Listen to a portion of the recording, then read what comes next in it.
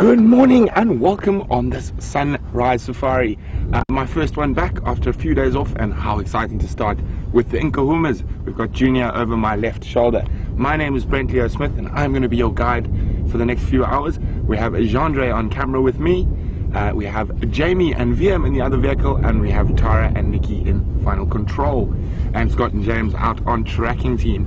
So what a great way for me to come back to lovely lions. And thank you very much all of those who let us know about the lions here on the waterhole. Scott and James were actually tracking them around our camp when we first found those tracks. And also thanks very much for all the updates on Arethusa. Unfortunately, there's a gremlin in the Arethusa aerial at the moment, so we are unable to broadcast from there. Hopefully it will be fixed at some point during the drive, and we can make our way over across there to see what's out there.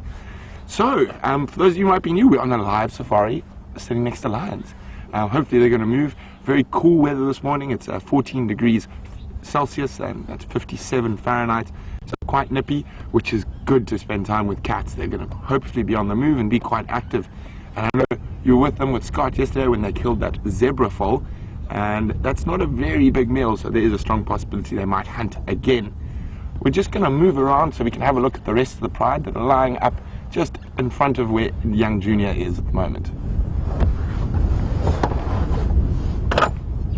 Oh, and they're on the move.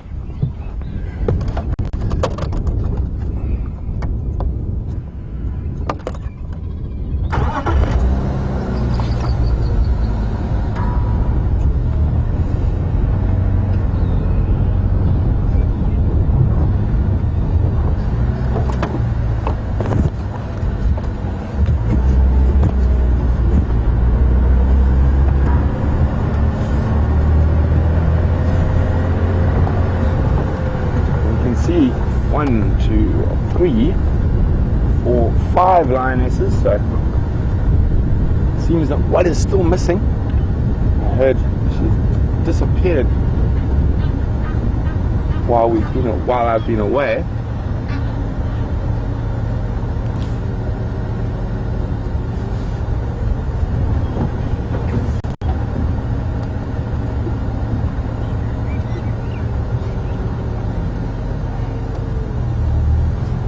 And thanks everyone for the welcome backs. It's great to be back, and quite fitting that the picture I posted before the safari this morning is of one of the Nkuhuma lionesses, that without even having to work too hard this morning, we've got a pride of lions.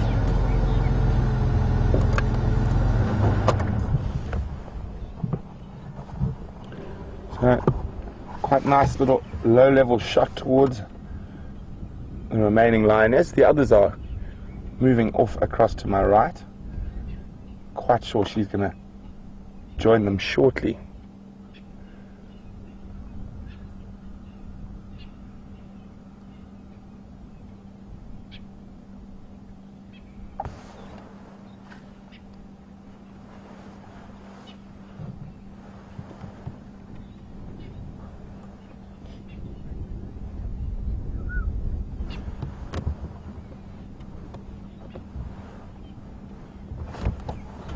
There we go.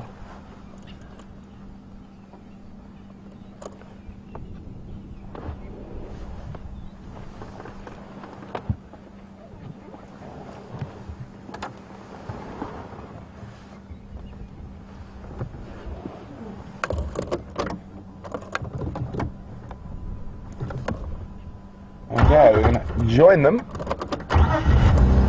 Junior, I'm sure, will follow suit when he feels the need.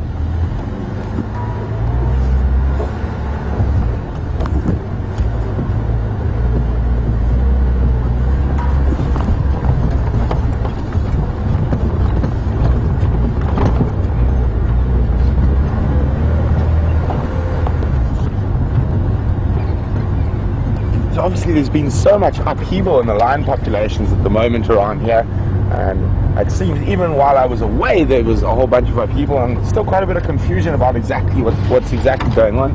We had a long chat around the fire last night, and hopefully we're going to be able to figure it out in the next couple of days.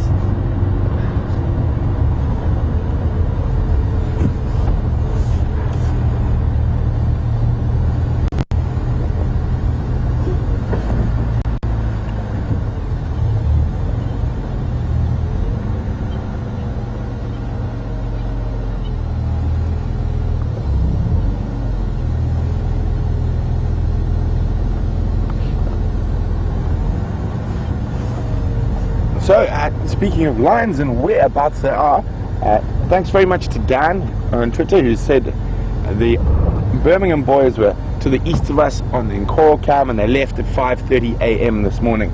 So as the crow flies, that's probably around 11 kilometers or so from where we are now, and hopefully the Nkuhumas don't walk back into them again.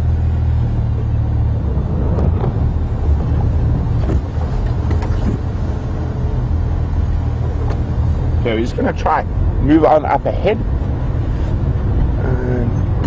They seem to be heading straight north, and this is a particularly troublesome block they're heading into. Even in the dry season, where we can see quite nicely, it is quite thick.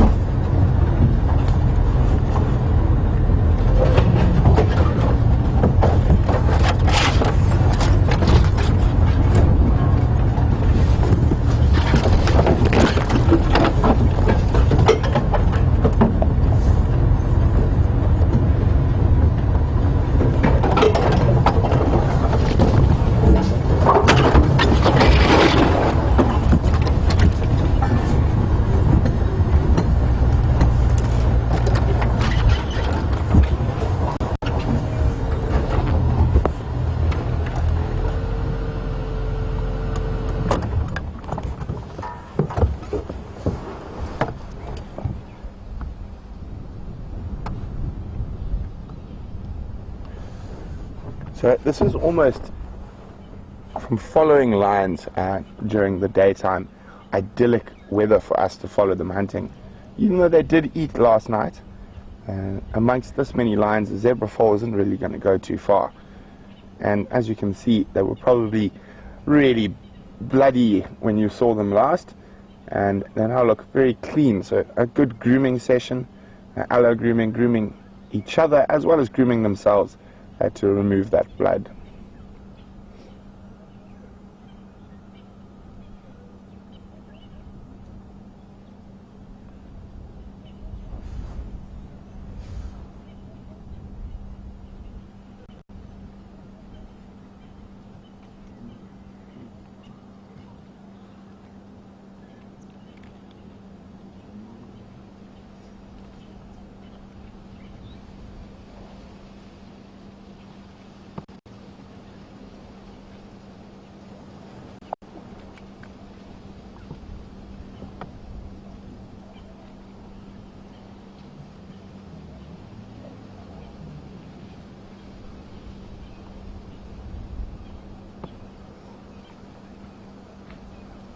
So while we stay with the Nkuhumas on the move, we're going to cross across to Jamie, who's with our other apex predator here at Nkuhuma and Arathusa Private Game Reserves, and we'll be back with the lions a little later.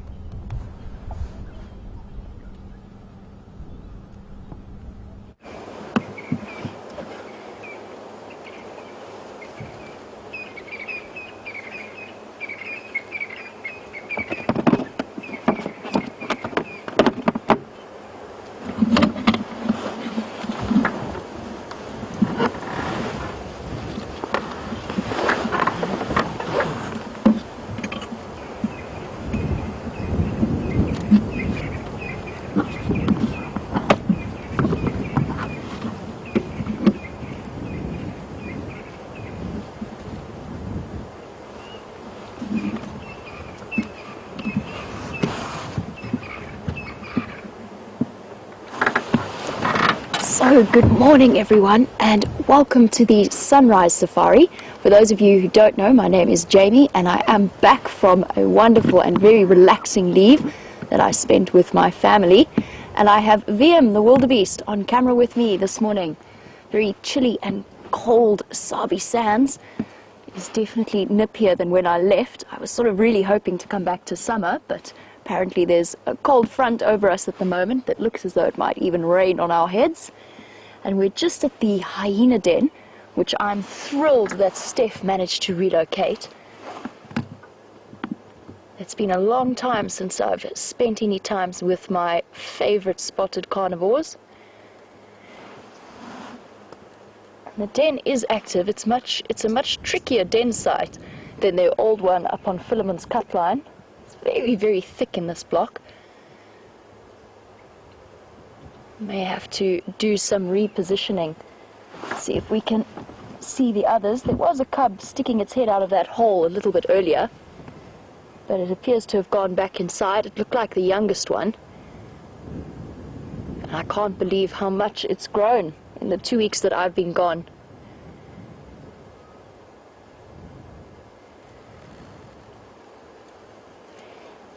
But I think it's feeling a little bit shy because mommy is not here as far as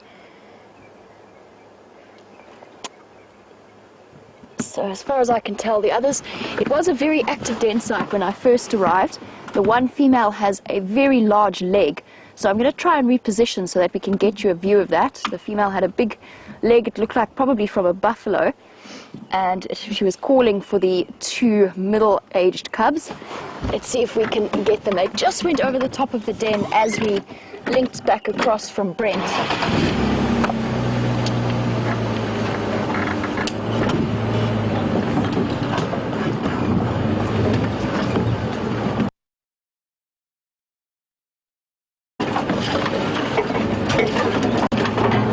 Definitely chosen a much more secluded den site now.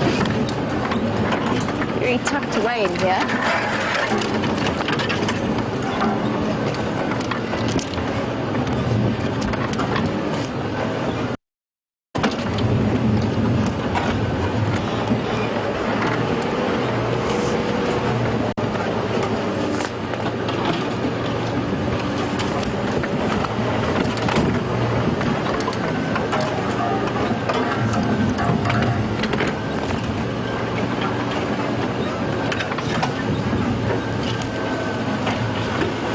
Now they went up over the top of this den and around to the back.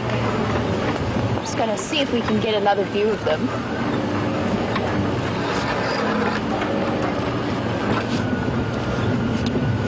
There we go. You can see them on my right.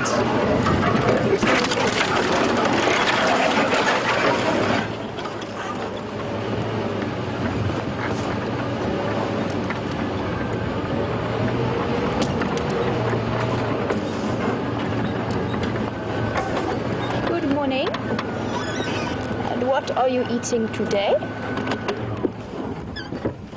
Okay, now seeing it a little bit closer, it definitely doesn't look like a buffalo leg. Maybe something like a kudu. And it's not the freshest of legs.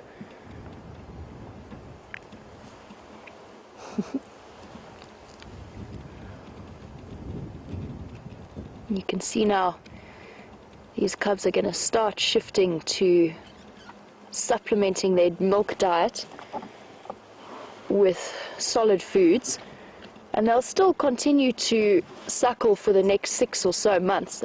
Hyena cubs will continue to suckle right up to a year old.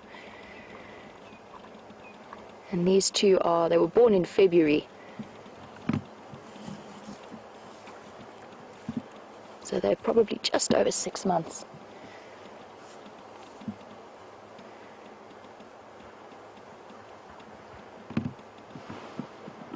And she looked up there, or they looked up in alert, because something, and it sounded like elephants, was breaking branches, but quite far away from where we are now.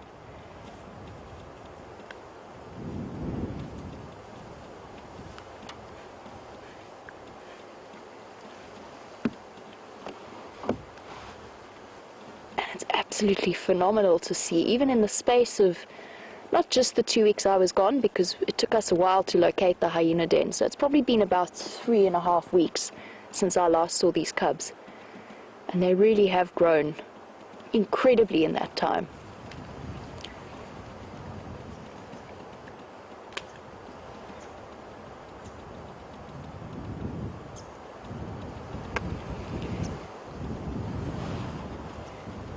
Even with such a small piece of leg, It's still fairly pungent. We're sitting directly downwind of it. So we've got the usual combination of hyena den smell, so sort of a wet dog smell, and putrefying meat. It's quite a nice combination first thing in the morning.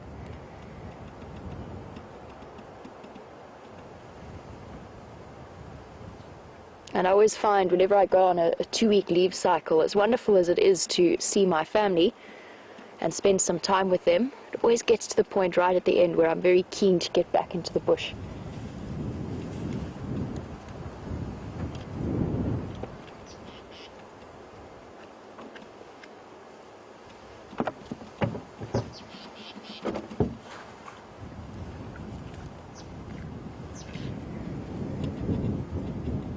And this is the female with the mother of these two. She's got almost like a piercing on her right ear. Just a tiny little cut flap there you can see just as whenever she turns her ear towards us. Come on, girl. There you go. There you can see that little nick just in the top corner of that ear. It just tells us which hyena this is. And generally it's easiest to use their spot patterns for IDing them, but when you see them quickly, you don't have time to compare them to pictures or anything else you might have, then it's useful to just have a look at their other markings, especially when you've got spot. Whoop.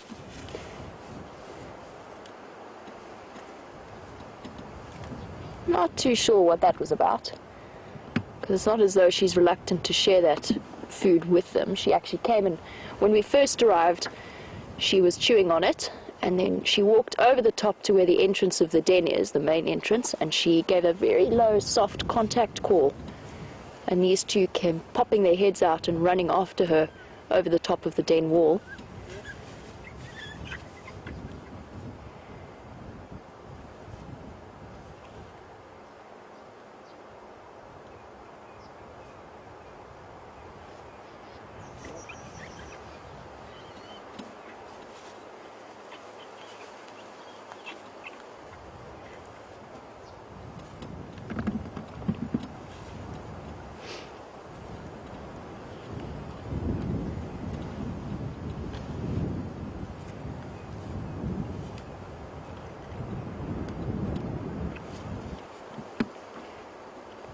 The one that was chased off is one of the twins,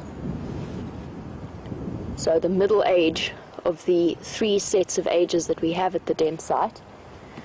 Now I haven't been here since the den was found, so I'm not too sure what's been happening with the dynamics.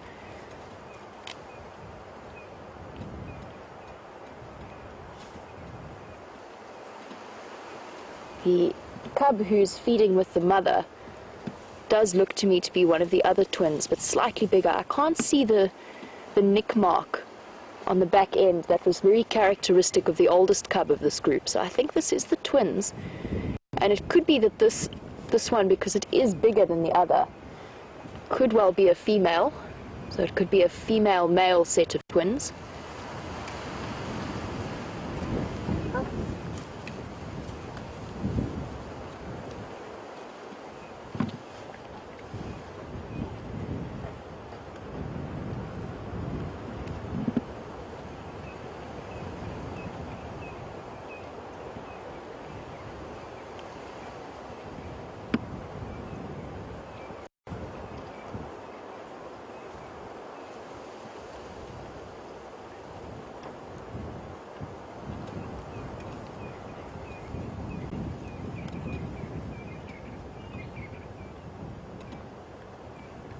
I'm just going back through my memories of watching the dynamics at the hyena den, and I think actually I was wrong about this being one of the twins. I think it is the oldest cub, which is why it's so much bigger, and then this is its mother.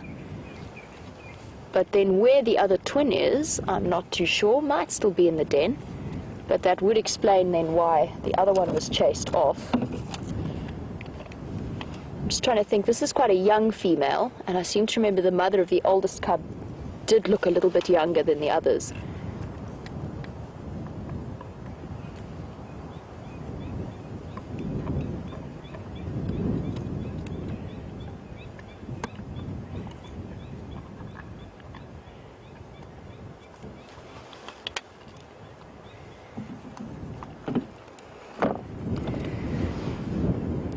And as they're munching away at that joint of meat, whatever it might have been. It's a little bit too rotten to really distinguish.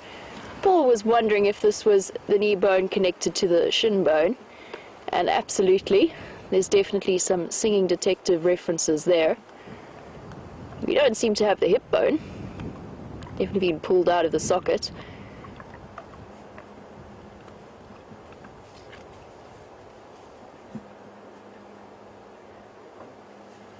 Just grabbing the little bits of bone, and those legs will have lots and lots of little pieces of bone. Obviously you get the big long bones, the tibia, the fibia, and then the femur that they're gnawing on, but there's also lots and lots of little bones like the one that the cub's got now, and those will be the metatarsals, the metacarpals, tiny little bones that have been reduced to create that ankle joint that is so high up on antelope.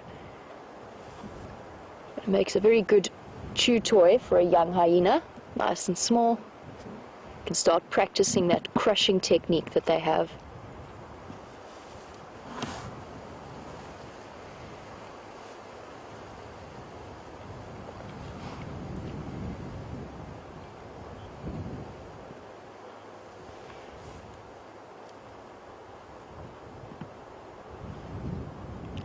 Now she's looking very full, so it could well be that the hyena clan killed whatever animal this is, and she's already snacked on it.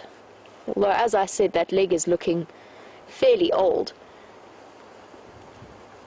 And it would be a guess, but I'd even hazard that the color that it is at the moment makes me wonder if it wasn't stashed in a dam somewhere, which hyena are famous for doing. They'll actually drag their kills into a dam and lie on top of them for a while and let them rot a little bit nice and soft, and then munch on them. That's a guess, but that leg is a very, very funny color. When we first drove in, I actually thought it was a stick. And that's not just the normal rotting color.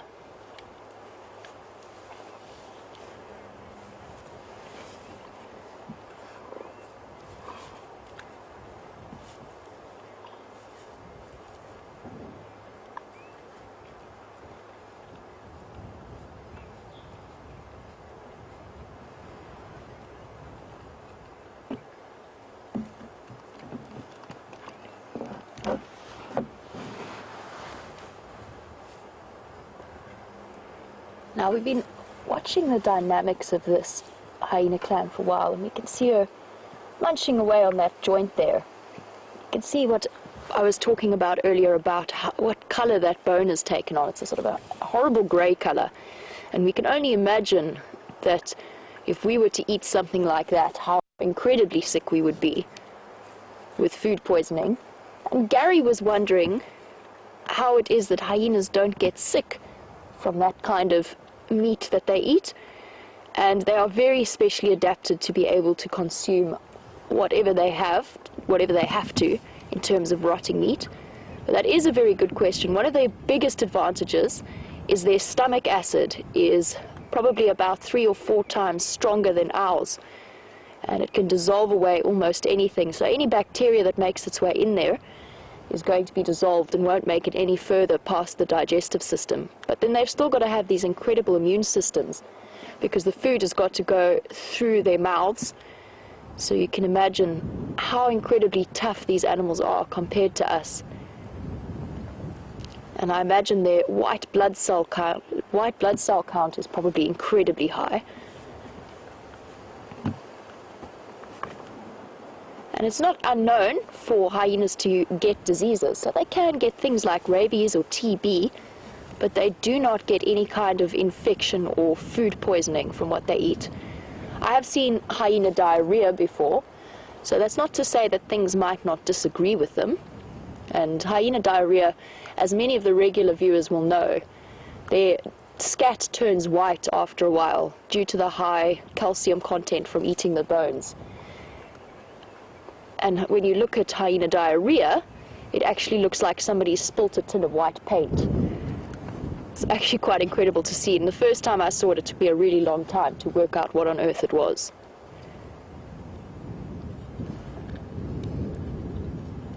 Now the two little cubs are still not that interested in really eating meat as a primary part of their diet. You can see they've both gone off and lay down. They're not doing very much, just doing a bit of grooming.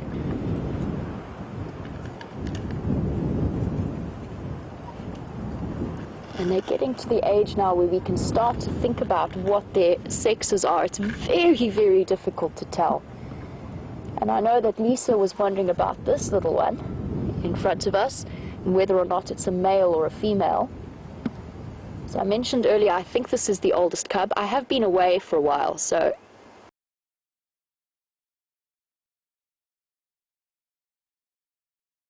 depending on where this hyena goes.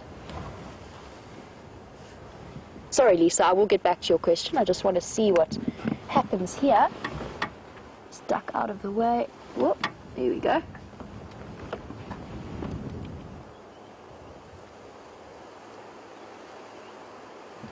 This one's got a big scar on the back above the shoulders.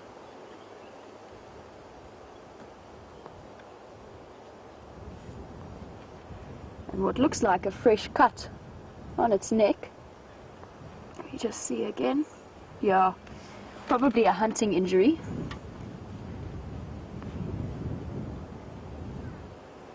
Approaching very, very cautiously, but I think it might be mommy of the twins. There we go. That's definitely an affectionate greeting. Having a sniff at what was probably happened sometime during a hunting experience. Oh no, maybe not mommy, but definitely a submissive adult, submissive even to that cub, and not interested in coming any closer to investigate that leg. So definitely a submissive, quite low-ranking member of the clan, not sure which one, although sneaking around the back to come and have a look. Let's see where it's going. Oh yeah, it's coming around this side. You can see that body language as it's come in, tail down and ears back quite a bit, and approaching very, very cautiously.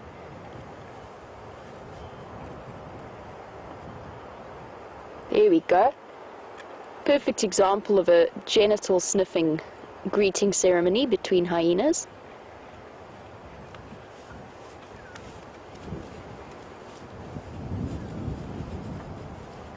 The cub assuming quite a dominant posture, both cubs, with their tails up.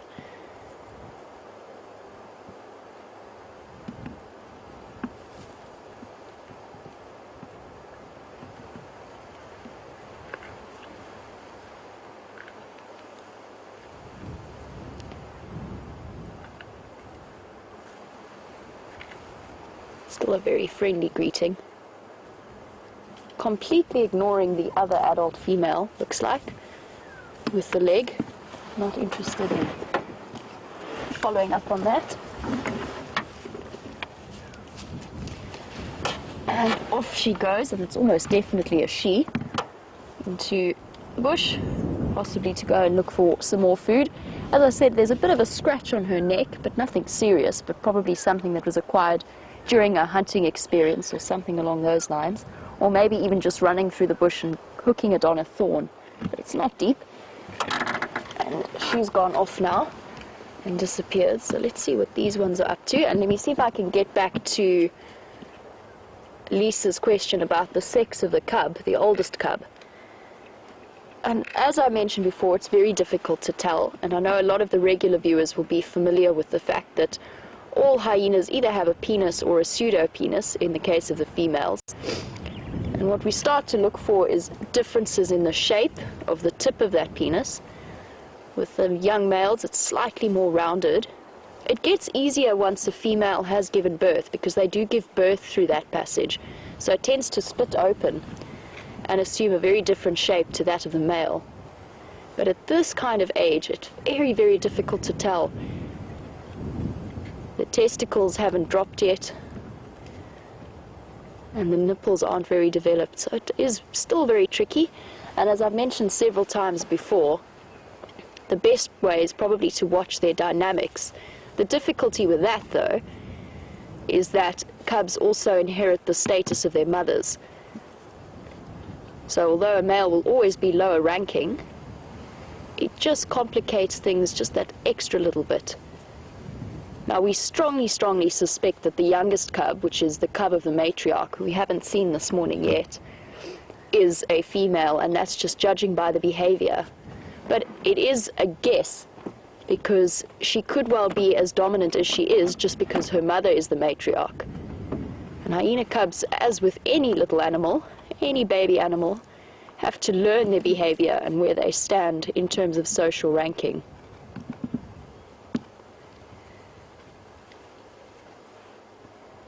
And this is the younger cub, giving us a perfect show of why it is so difficult to tell the difference.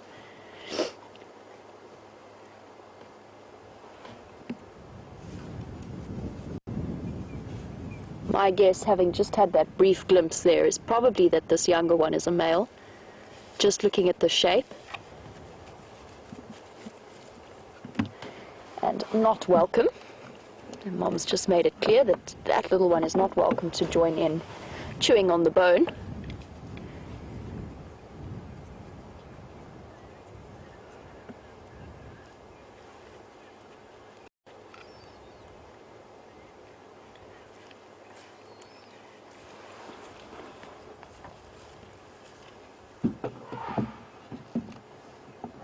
Oh, I'm not sure if you heard that. I mentioned earlier we heard some breaking branches.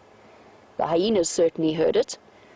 It was just an elephant trumpeting, probably about 500 meters or so north of where we are now, up towards the cut line with Buffel's hook. And not too concerned though. And if an elephant herd was to come through here, they wouldn't pay very much attention to the hyenas. The cubs would definitely run and hide, and the adults would probably move off. And the den site is very, very secure for little cubs. What will happen is that the adults will excavate it, so they'll make those nice big holes. But hyena cubs themselves are really, really good at digging, and they'll actually make tiny passages within the den that only they can fit into. So they'll go right deep as possible into the den so that most threats cannot reach them. Because even elephants coming through, although I said they won't pay too much attention to the den, I've seen elephants just out of possibly playing, possibly a slight aggression. I've seen them chase a lot of animals, including hyena. I've seen them chase lions a lot. So it would be worth, if these elephants come south, the cubs just ducking into the den. It's a nice, safe spot for them. So Sue, you were wondering if they are nice and safe and secure in their den, and they definitely are. It's not unheard of for lions to try and dig them out, but it's unusual. They're going to try and get right into those tiny little passages that the cubs have built.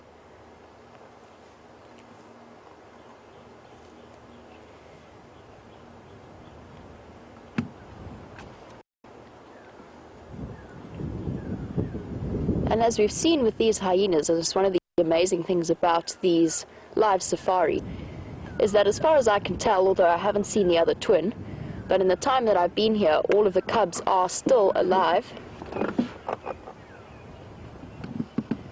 So you can see how safe and sound these hyena dens are, and how well they work in terms of keeping cub mortality down. Anyway, I just want to say that I'm very, very happy to be back, and thank you all for your warm welcome. It is great to be here, and I'm very excited about the weeks to come. It is one of my favorite things to sit in the bush and spend time with animals that are as incredible as these are. However, it's time to see what Brent is up to. I'm going to leave you for now and be back with you a little bit later.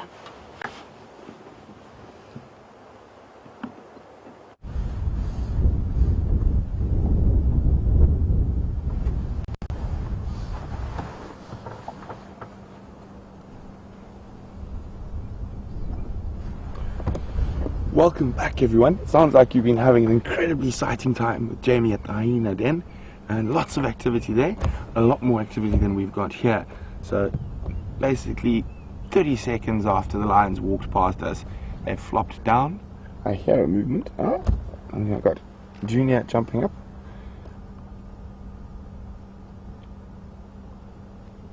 And it is a grey morning, but definitely not a dreary one.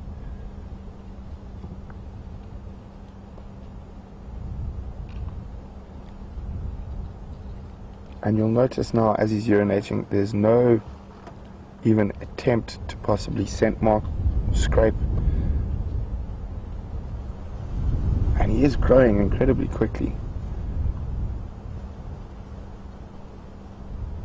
And I still think he's got quite a bit of growing to do to catch up with those Birmingham boys.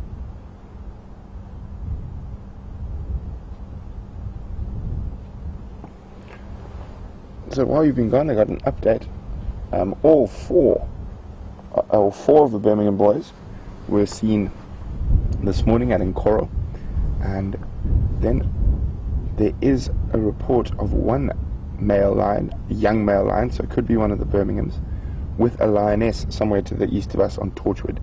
I'm not sure who that could be possibly, and I will keep my ears open, and hopefully we will get a bit more information on that a little later.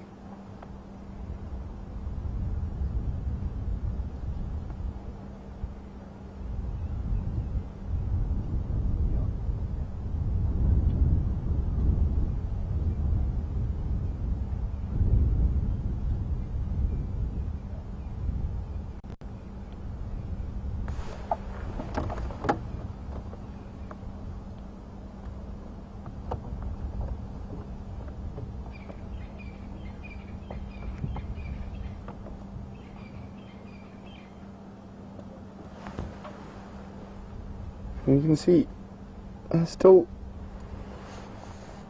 a few of them are still quite alert, even though they are resting.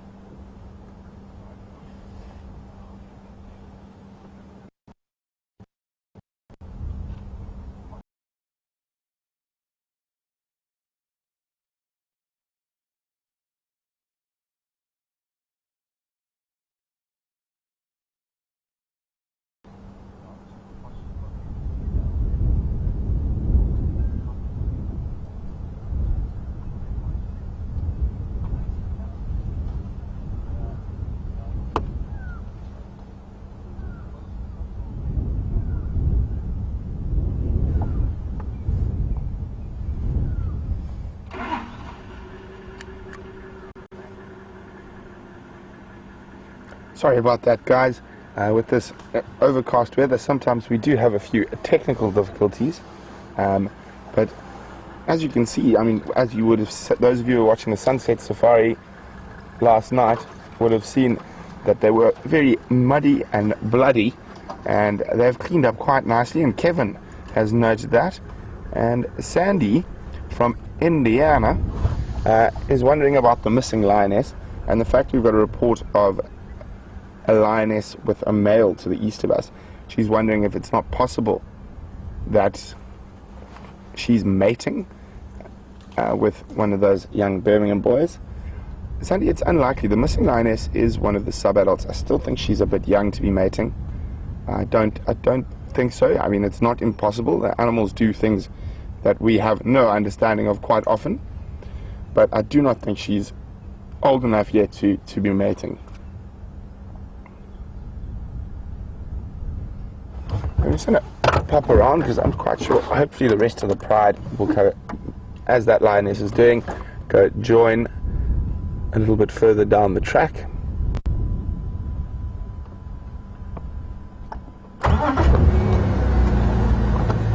So continuing on with that missing lioness, and there's a couple of possibilities about where she could have gone or what's happened to her. Of course, there is the very sad possibility that she has been killed by other lions, and at the moment that is quite a strong possibility. The other is that she's just got lost, and it would be trying to find the pride. And with the Birminghams around, we saw that when Junior and one of the lionesses were separated, they weren't vocalizing, so they weren't roaring to to relocate each other, because that roaring will obviously attract the attention, unwanted attention, of those Birmingham boys. So it makes it a little bit more difficult for them to find each other. Watch out there, John, there, we're gonna get skinny.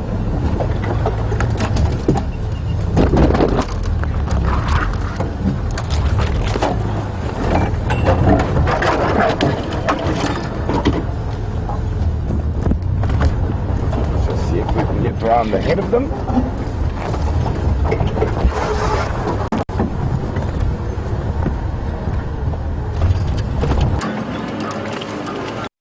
Welcome back. We do apologize for the technical issues that took you away from Brent.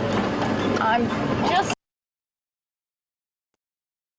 And the wildebeest has been doing some moving of branches to make our entry and exit from this tent site a little bit easier. Managed to do it. Slightly...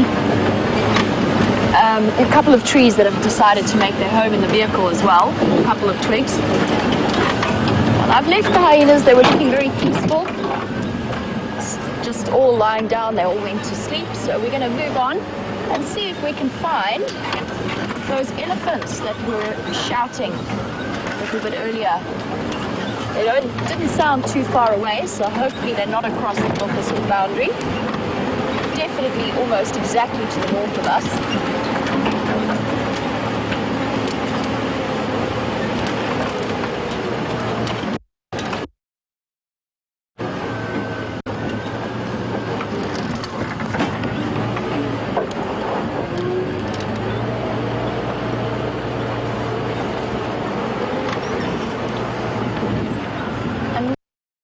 And I continue on our way to find these elephants.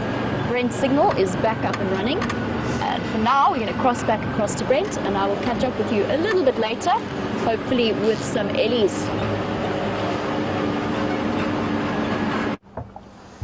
Welcome back, everyone. Again, sorry for the gremlins.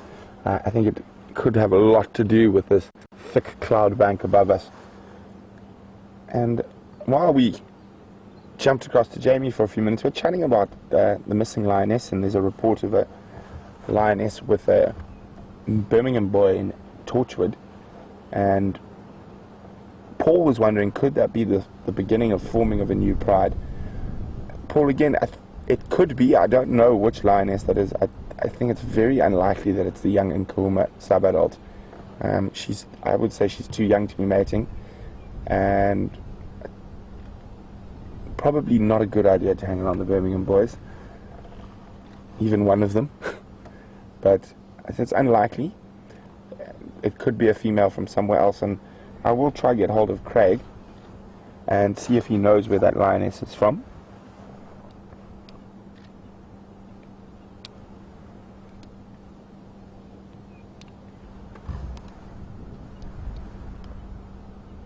There we go. Fortunately, the lions seem to be listening to me, and I said they would probably all move to this spot.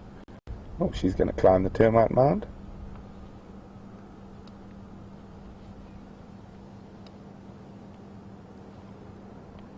You can see how she slants her back and tries to hide. Not really, but even when she's just walking up a termite mound, she can't really help it. And using that as a nice vantage point, see if there's any possible prey. I'm just going to try to get you guys in a good spot.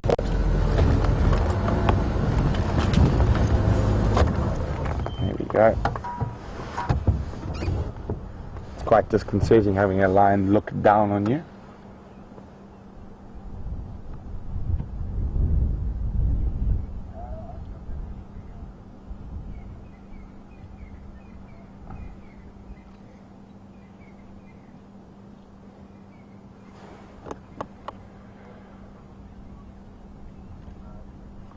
So it's only Junior left at the back now. We're using the termite mound to see if there's any potential prey species up ahead. Unfortunately not. Now let me try and get hold of Craig quickly.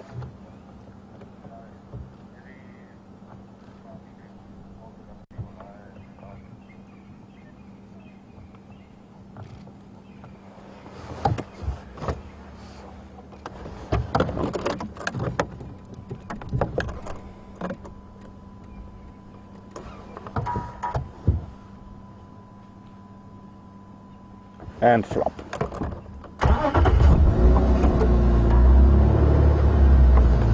Get us back in that gap. So when Jean-Jay.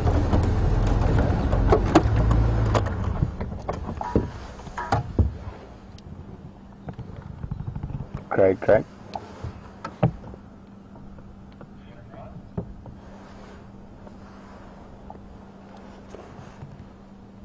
Craig, do you have any idea which Mafazi is there? Which pride it's from?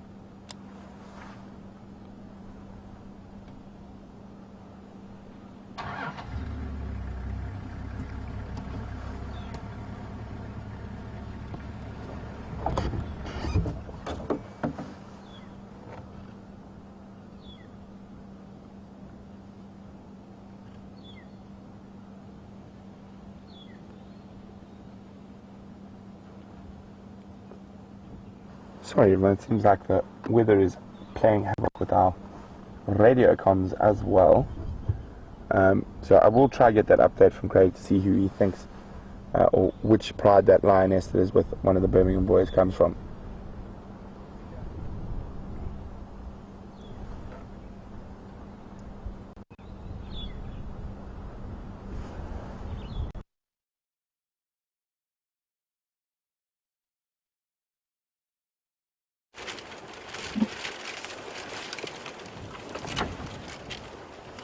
Welcome back, and again we apologize for poor Brent's signal issues, but as you can see we did indeed find the elephants fairly quickly, probably about a minute after I last saw you.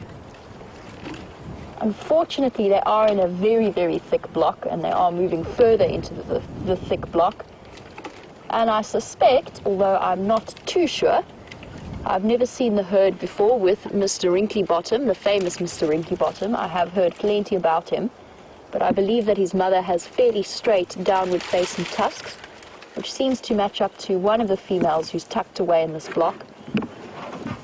She's right at the back there, and as you can see it is a thick block. Now on a day like today, as soon as we drove in, they were all very much on high alert, and it is incredibly windy today.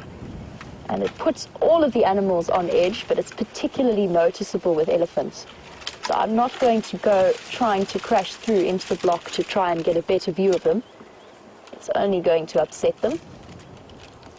But that is the female that I thought might be Mr. Wrinkly Bottom's mother. I could stand corrected. I've never seen them before. I've only heard descriptions. There are 2 youngish calves in this herd that I saw, which also is a good indicator that I shouldn't go trying to follow them in, especially with all of the vocalizations that we heard earlier. They might be slightly grumpy because of the wind, which is an emotion I share with them. Also, I'm not a particular fan of windy days. Hello. It's okay. You can see, very camera shy today.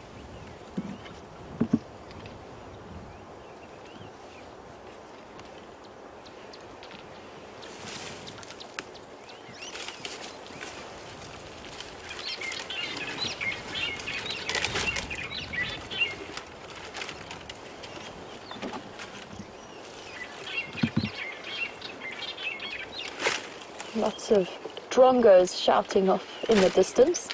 They're following behind the elephant herd and catching all of the insects.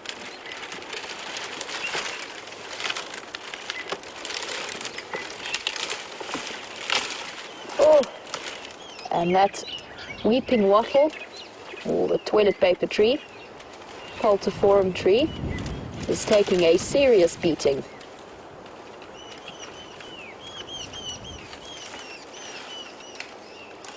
See how incredibly useful that combination of trunk and tusk is to pull it loose.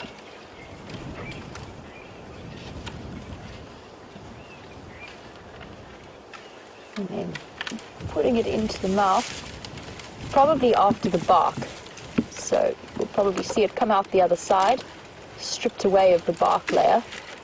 It's amazing to see how coordinated these elephants are in that respect. There you go, it's starting to appear. and just shaving away the bark. Nope. Needs to reposition.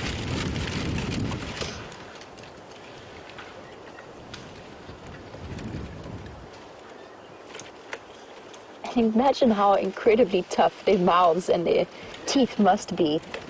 I know it's a point that's regularly raised. This isn't even a thorny tree, but it's one that I've noticed that they've been targeting quite a lot over the last 2 or 3 months that I've been at WildEarth. They seem to be really enjoying the weeping wattles at the moment. And this is some of the driest, not the driest I've ever seen the bush, but it is fairly close. I went back to visit the reserve that I used to work at when I was on leave, and the rivers that usually have a little bit of water in them still are completely dry. There's not even some wet sandy patches, it's just sand. And I also went down to Natal, so the coastline of our country, and even there it is probably one of the driest I've ever seen it. So the Ellies have to work a little bit harder to find the nutritional value they need in the food.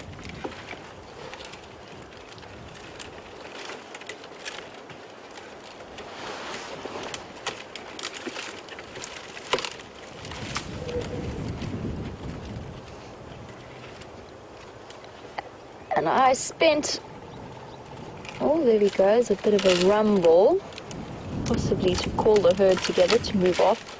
That sort of communication, low frequency rumble very often is then followed by a herd movement, although none of them seem to be moving off just yet.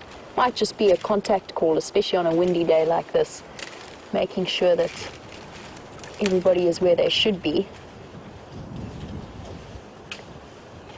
Now, I mentioned that I've been down to Natal, and I spent probably less than 24 hours in my hometown, which is Johannesburg.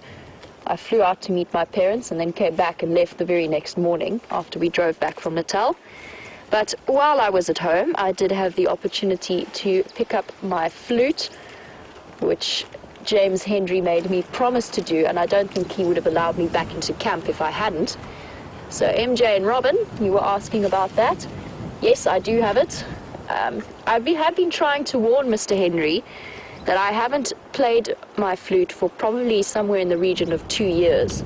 So I picked it up and I can still at least make a sound out of it. But I might need a little bit more time to get the coordination back. There's a slight difference between the coordination that I've been practicing over the last 3 years, which has involved driving, using pangas and using rifles, and now to go back to playing the flute might take me a little bit of time. I will do my absolute best. And as I'm sure you can imagine, it is very intimidating to play along with somebody of Mr. Henry's talent.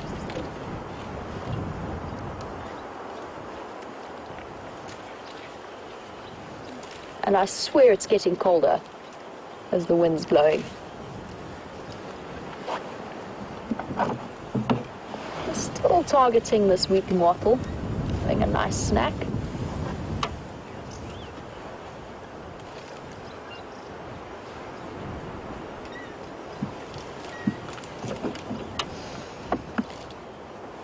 Now we've been sitting with this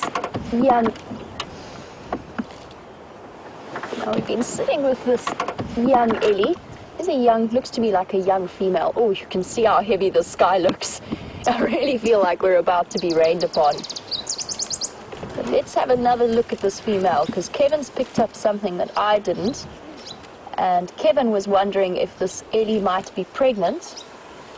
And I just want to have a double check. I didn't notice, but the stomach does seem to be, now elephants carry their pregnancy very high up. So it doesn't hang low where you might expect it to. It creates that bulge up the side just in front of the hip bones. And this individual definitely has that. And Kevin, that was very observant. I think you might be right. Could well be. Maybe in the next few months we will have a new addition to this herd.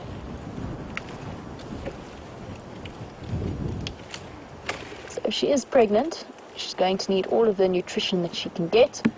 And that's a 22-month pregnancy, and then carrying a sort of 100-kilogram fetus by the end of it. So you can imagine the toll it takes, even on an animal that is as large as an elephant. It's a physically demanding process, and they invest a lot of time and energy in the upbringing of their little babies, which to me is one of the reasons why I find baby elephants one of the most special animals to spend time with. Baby elephants and baby rhino, I think, are probably my favorite young animals. They are so entertaining.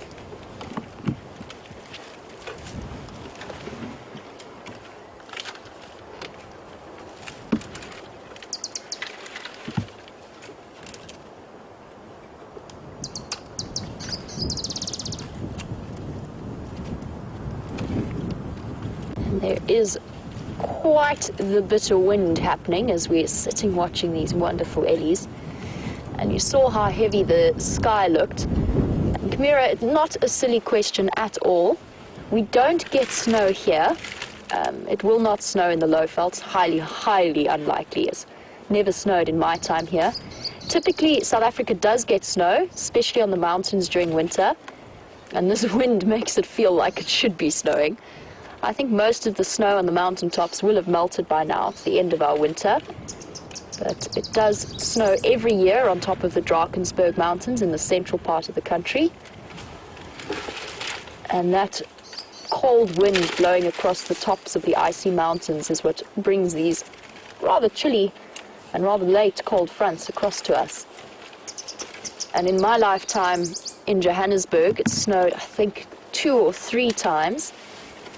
And when I say it snows in Johannesburg, Johannesburg is very, very high in terms of altitude and also very dry in winter. So when it snows, it's not really snow like other countries or like Canada or Europe might experience it. It's kind of this tiny little layer. But the excitement involved, the last time it snowed, I think I was still at school.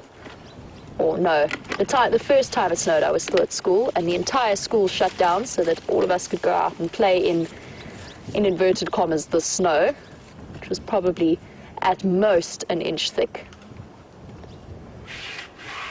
But definitely not a silly question, but it won't snow here. The low veld is too well protected.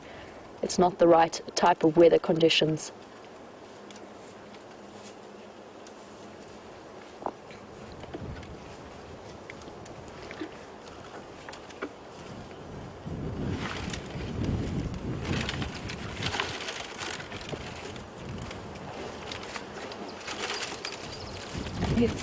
This little female has been given us quite the demonstration on feeding.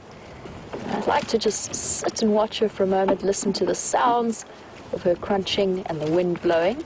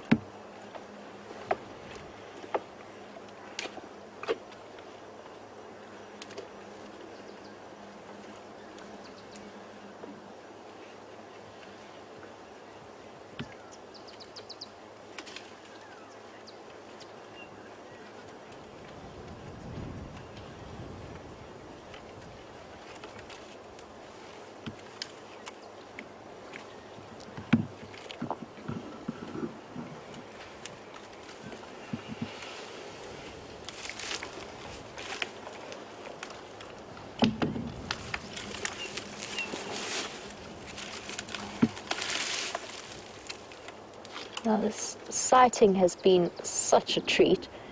At least we've had one Ellie who's nice and visible. However, most of the herd have moved off into the center of the block. And from what little I can see of them, they look like they're going to sleep. They're just standing very, very still, barely even feeding, although this female is still crunching away. Now, I know that there has been lots of excitement as to what happened on the Arathusa Dam camera last night, And a big thank you to all of the viewers who have shared with that information with me. I was pretty much dead to the world last night. I would never have known otherwise. But the viewers are telling us that it looks as though Shadow made a kill on the camera, killed a duiker, dragged it under the deck, got Madiba, as he is now known, then got chased off possibly by hyenas, and there was some drama between hyenas and the hippos. But really a very interesting evening that was happening on the Arathusa Dam camera, which is one of those special things about those cameras. Now, I'm not too far away from Arathusa, and I'm very curious to see what's happening. However, just to warn you in advance, this very cold weather and this very windy weather has actually played havoc with our signal. So if we do occasionally go to black screen, please bear with us and stay with us, because we will be back up and running. We might just experience the odd technical fault as our repeaters are on solar charge. So they have to be manually charged now without clearly any solar. So just be patient with us. And for now, we're going to cross across to Brent so that I can go and see what on earth has been happening up on Arathusa. I'll be back with you a little bit later.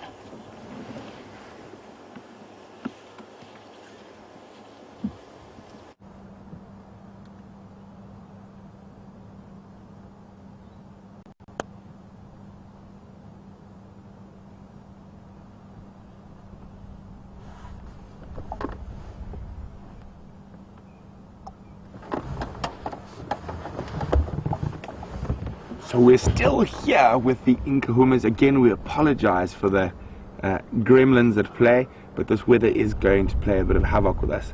As you can see, the wind's picking up now. The lions have not moved very much at all, and one lifted its head very briefly, then plonked it down on the rump of the other. And quite a cute little shot, so we're going to have a quick look at that. And see, nice pillow.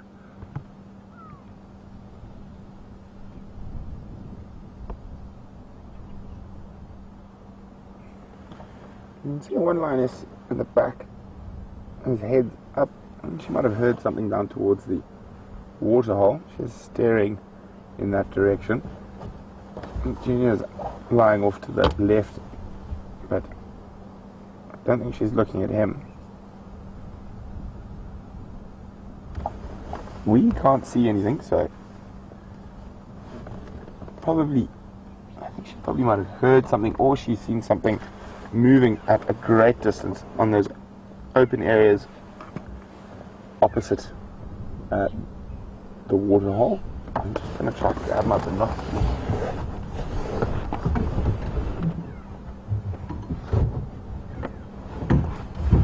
Let's see if I can see anything there. She doesn't look as interested as she was a few seconds ago.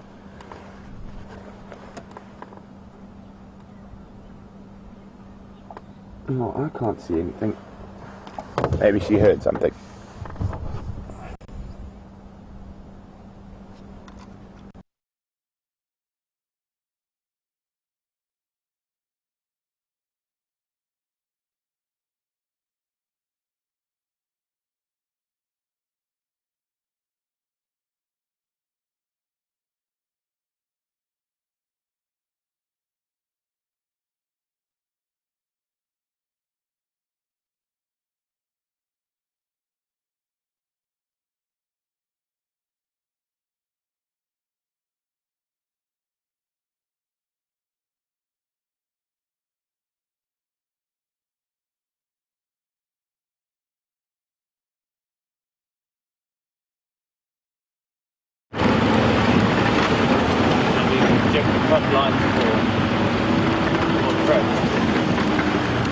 Welcome back, guys, and again the signal with the weather is playing absolute havoc with us, and we are currently on Buffelshoek Cutline. So I'm making my way. The Cutline is quite a good place to start. It's always useful to have a look for tracks. It's a nice big road, and it gives us an idea of what's been happening during the night and who is where. Although it does sound like most of the lions in the area have been accounted for on other properties apart from the Nkuhumas. I'm just double checking. It also gives me the opportunity to move quite fast down the cut line to see if we can find out what's been happening on Arathusa. Oh, hello. Sorry, little one.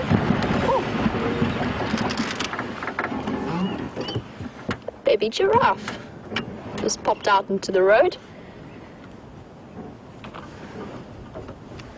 Where's your mommy, little one?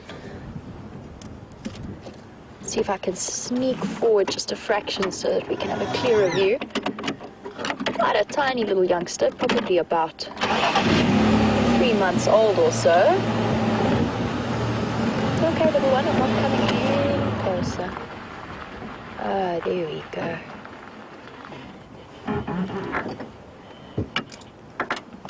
Here we go. And you can just see in the corner of the screen, there's mommy, looks to be.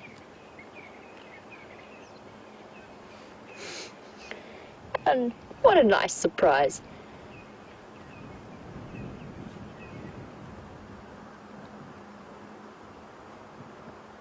Very young little female giraffe. You can see the tufts of hair on the top of the ossicones. And I love baby giraffe because they just look so disproportionate to the normal adults. The necks are slightly shorter and the legs look so much longer. And they're adapted that way specifically so that they can still suckle, but also keep up with their mothers. So they can't be too tall, but they've got to have long enough legs to keep up. So the neck grows at a slightly slower rate than the rest of them. Let's see if we can sneak forward a little bit.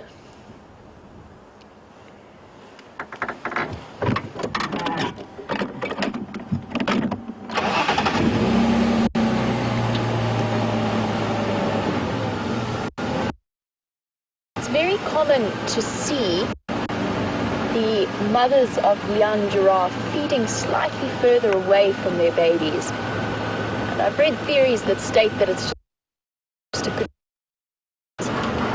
obviously, open area like this where the little ones are very clearly visible.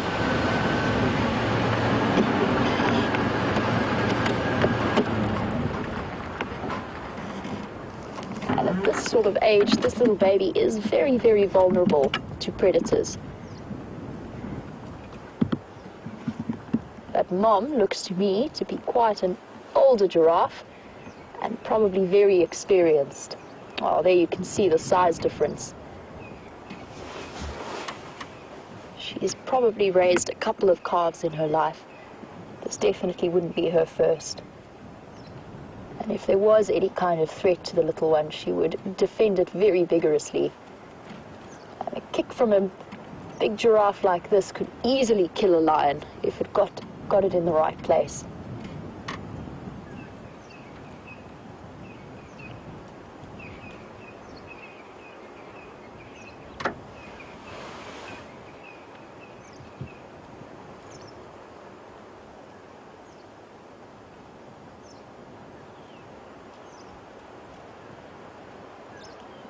You can see the calf is very alert, just listening, probably actually listening to the elephants crashing through because it's looking in that sort of direction and into the wind, having a good smell. And we've got such a nice, it does not often that we get to see them so perfectly contrasted in terms of size and color. But there you can see the nice pale color of a 3-month-old giraffe versus the dark, dark spots of their mother,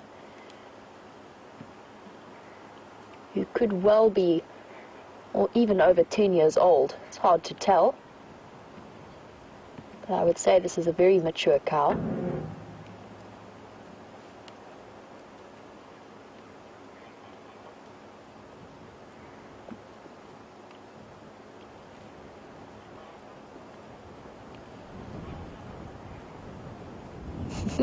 Hello, little one.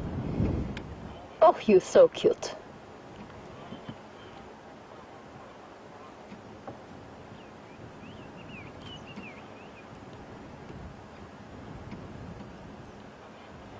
Now, giraffe are, to see them on their own like this is not unusual. They're not herd animals necessarily.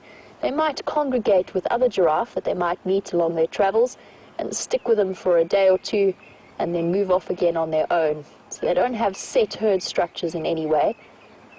The mother will lead the calf around wherever she wants to go and possibly meet up with other giraffe. But it's always useful to have more than one set of eyes, especially out in the open like this. I haven't seen any other giraffe.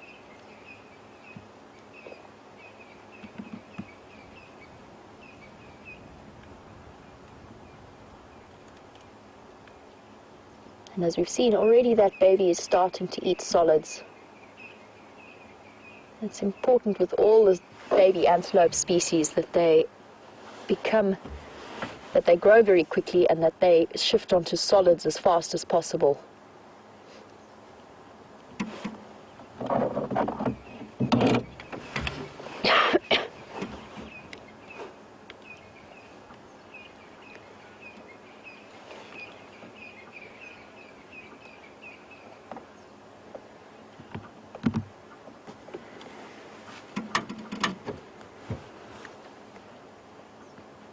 Just having a look at this mother and calf, Rena was a little bit worried as to whether or not she looks skinny to us. I don't think so. She's not in peak. I would say you're right. She's not in peak condition. The calf is looking very, very healthy, so the calf is absolutely fine. The adult female might be a little bit underweight, but not very. No, she actually looks okay. It is going to be a tough time for all of the herbivores out here because, as we've mentioned quite a bit, it is very, very dry and there's not much in the way of nutritional value at the moment. But very, very soon, I've seen lots of knobthorns flowering. Soon they're going to start getting their fresh leaves, and that's when giraffe and elephant have the best time of things because they can reach up to the tops of the new growth of the knobthorns. And the rest of the browsers will have to wait for elephants to push down the trees so that they can nibble on the top new green leaves with the best nutritional content. There you can see mom moving off, and baby is going to follow.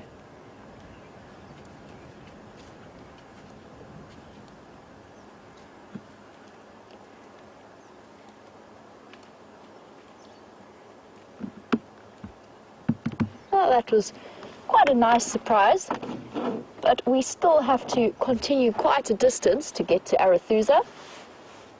And I'm going to head on my way, and for now, I know that Brent's signal is back up and running, so I'm going to send you back across to Brent, and I will catch up with you once I've made it to Arathusa.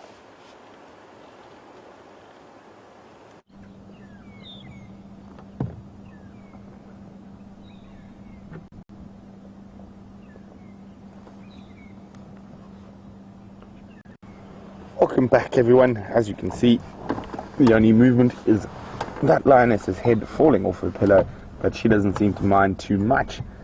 Other lioness is still up, still looking towards there. I've had a few looks with my binoculars. Still can't.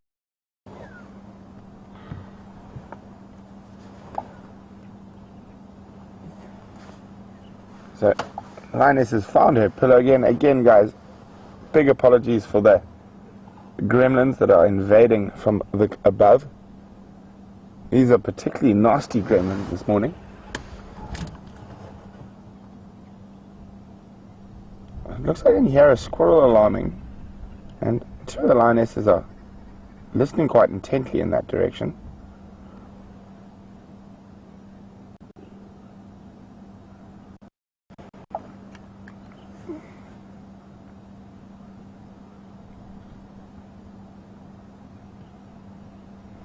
So, for those of you who were watching the sunset safari with Scotty D yesterday, and were lucky enough to follow them while they were after those zebra, Anna Marie is wondering how far we are from that position.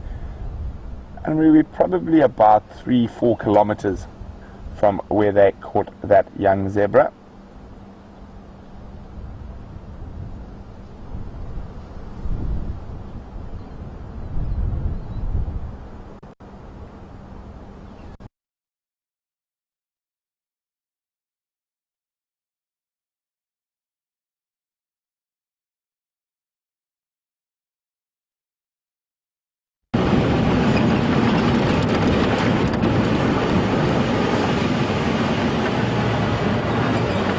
So, seeing you a little bit sooner than I've had a chance to get to Arethusa. And again, weather playing havoc with poor Brent's signal. And I swear it's dropped about 10 degrees since I first started this morning, especially now that I'm driving a little bit faster to try and get to Arethusa. I'm trying to take a little bit of a, sort of cut the corner through Djuma because Triple M, the main boundary, is quite a regularly used road, which means that it's full of corrugations. Corrugations are those bumps, little bumps in the road that build up when people travel at high speed along dirt roads. And it makes for an unpleasant journey at slow speeds. Definitely jiggles the camera around more than we would like. So I'm cutting the corner, try and get to making our way to Arethusa. And it seems as though Brent's signal is back up and running, which means I can go nice and fast and even take Triple M while you are with him. I will send you back across to Brent again and catch up with you a little bit later, possibly in the next 5 minutes.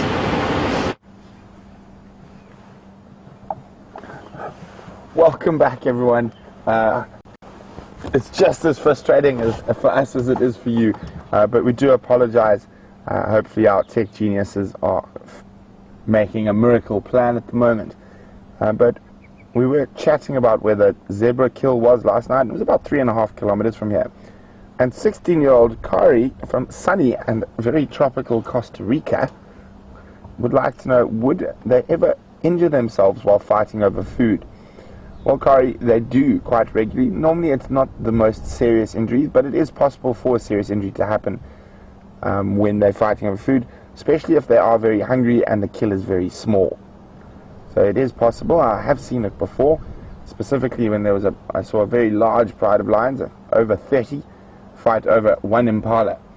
And that gets very, very violent, and they can do themselves an injury.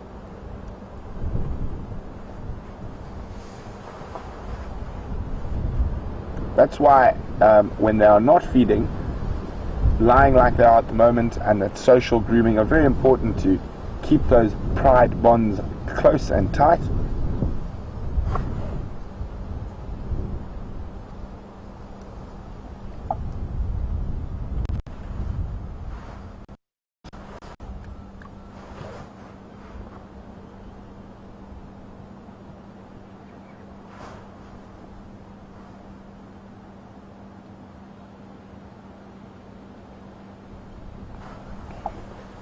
So on where exactly these lions are, we found them this morning at the Nkuhuma waterhole, thanks to a lot of updates from you guys who've been watching. And Kathleen is wondering how far we are from the Nkuhuma waterhole right now. Kathleen, probably not more than 100 meters, 150 at the most. We're just to the north of the Nkuhuma waterhole, so for those of you, let me try, well, slightly northwest from the camera itself. So if the camera is facing straight onto the little puddle of water, we are to the left slightly, so straight across and slightly to the left, probably about 15 degrees to the left.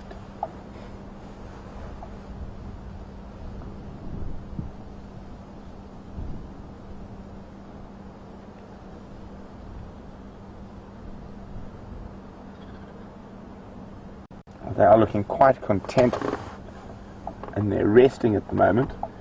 I was hoping they might be on the hunt, on the prowl in this cold, windy weather.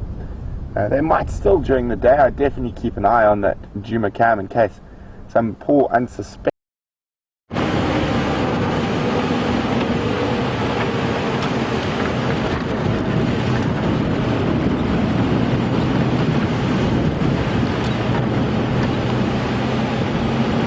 It's raining, right? So you're getting that too.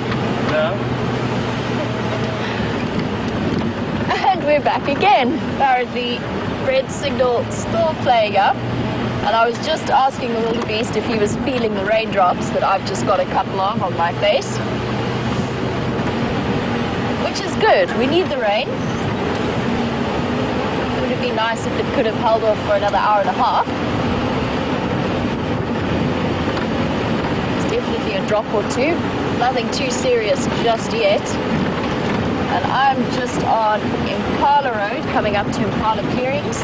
It's always a good place. It's a nice sandy road, so great for looking for leopard tracks, with the added advantage that it takes me directly towards Knobthorne Link on Arethusa.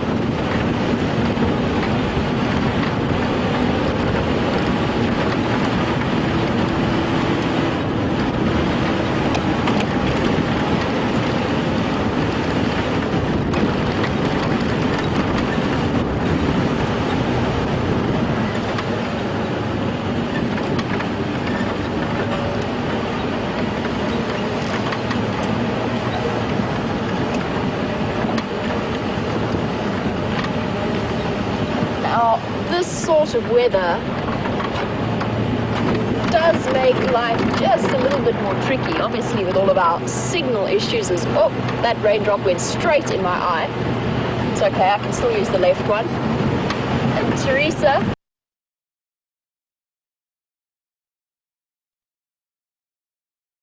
going to be an absolute nightmare.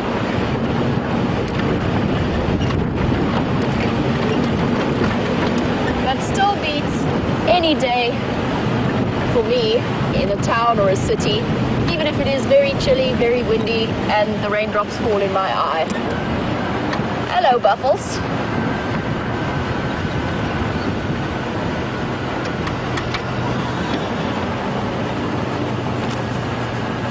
It's okay.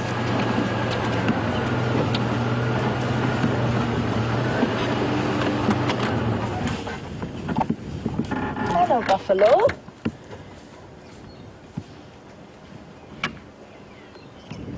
Looks to be... This is a small... I don't know if this is a small breeding herd or the front of a breeding herd. There's definitely a couple of females here. We've got males in front of us. At first I thought it was just one of the Duggar boy herds, but there are a couple of females wandering around.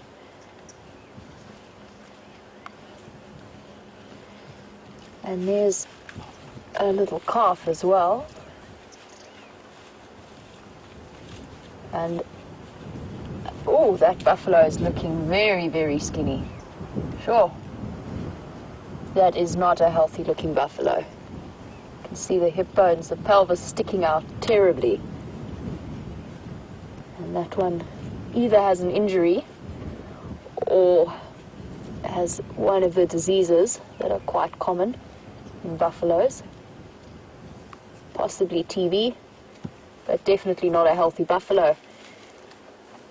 Now apparently there was a massive breeding herd with Scott a couple of days ago on Triple M. I'm not sure, this could well be the same one. Obviously I have not really been out and about over the last few days, so I'm not too sure. But there's definitely a couple of calves and a couple of females, so it could be that the rest of the herd is either just across there or further into the block. I just want to move forward a little bit to see if we can get a better view. There's not as much noise as I would usually associate with the 100-strong herds that we get around here.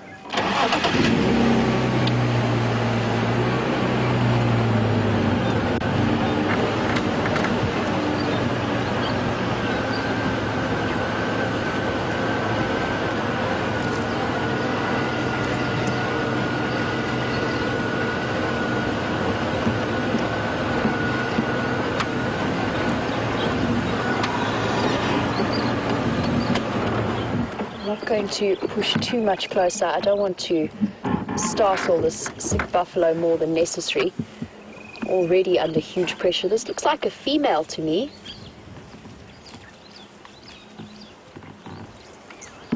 And could well be next on the lion's menu.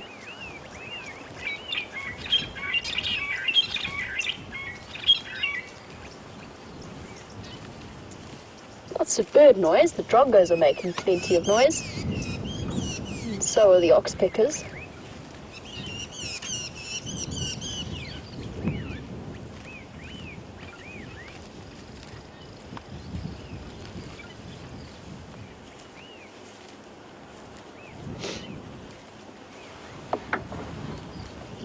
There's a couple of calves coming through as well. I'm just trying to sit and listen and see if I can hear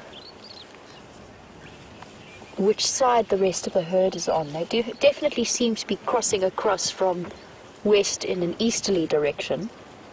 So the rest of them might be on the other side on Arethusa.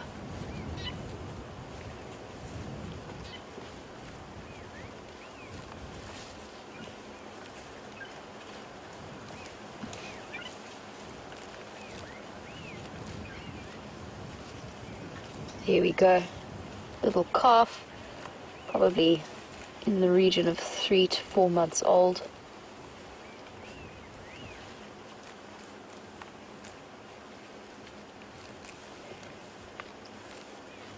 Buffalo don't have a strict breeding season, but when the rains start to come from sort of the end of November all the way up into the end of March, we'll see a massive increase in births.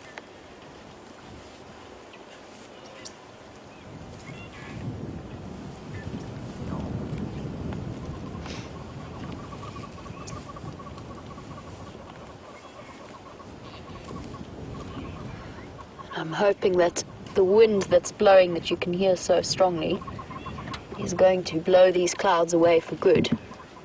Although all reports seem to indicate that we're going to be in for cloudy, chilly days over the next few days.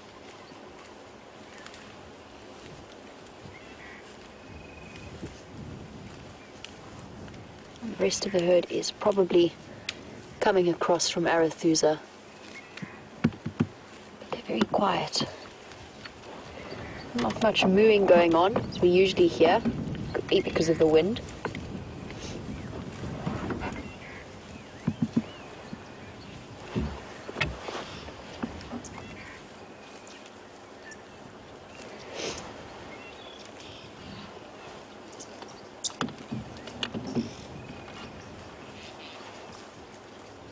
Here we've got a nice healthy female.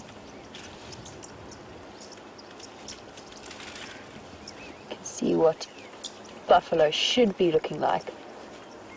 Now, in this area, there's always the possibility that all of these animals carry TB, or tuberculosis, and for the most part, it doesn't affect them too seriously.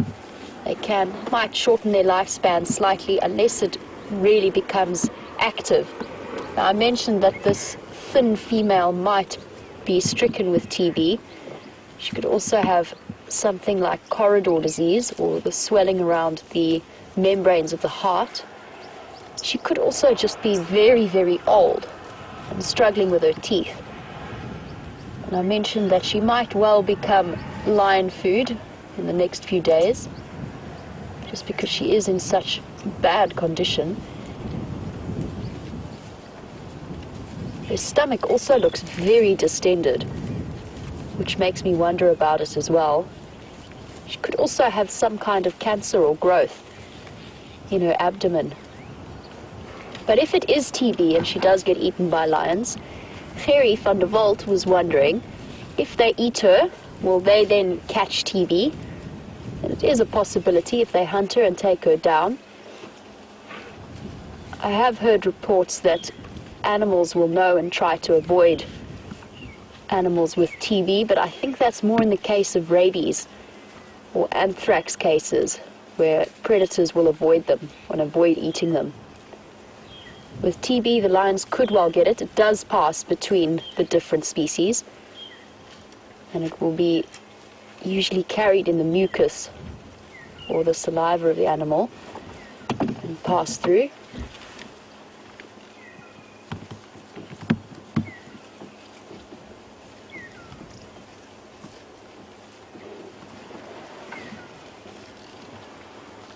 So Gerry, I hope that answers your question as to whether or not it transmits between lions and buffalo. It will, and it does happen. And there's always a possibility with any of the animals in this area that they may be carriers of TB, might not necessarily be active.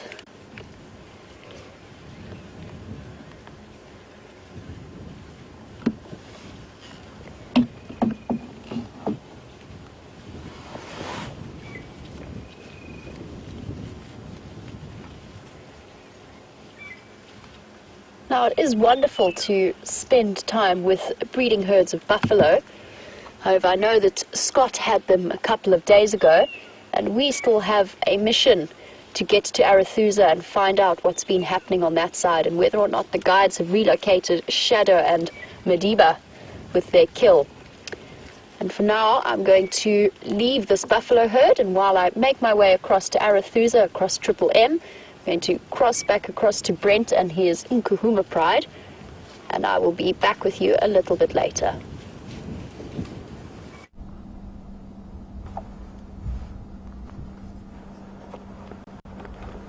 Welcome back, everyone. Again, huge apologies for the gremlins we are facing this morning. We are still with the Nkuhumas who have not moved a muscle. And we did hear from Tammy, one of our zoomies, that there might be a hyena moving towards us. So I have been keeping an eye for that. Thanks for that update, Tammy. I do appreciate it. But at the moment, the lions are very much flat cats. So I'm going to put it through to you guys. Should we stay or should we go? I'm not sure if they're going to move. We can definitely come back later and drive to check. Maybe we should go see if we can find something else. So you guys send through whether you would like to stay or go to questions@wildearth.tv or use the hashtag Safari Live on Twitter.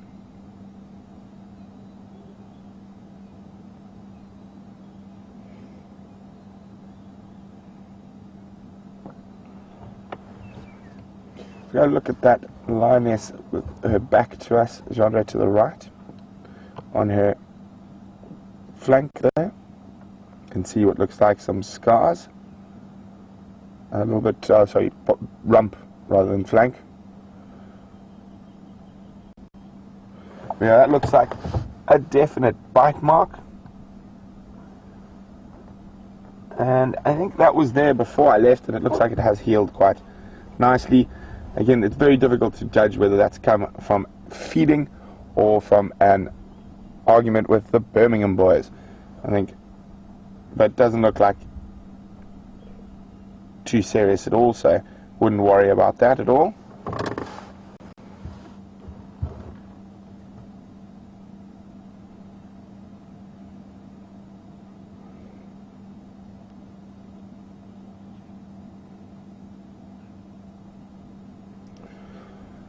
As we can see, these are very much flat cats at the moment, and Angie from Portland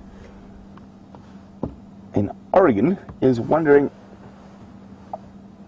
are lions mostly nocturnal? Do they sleep during the day? Do they hunt at night?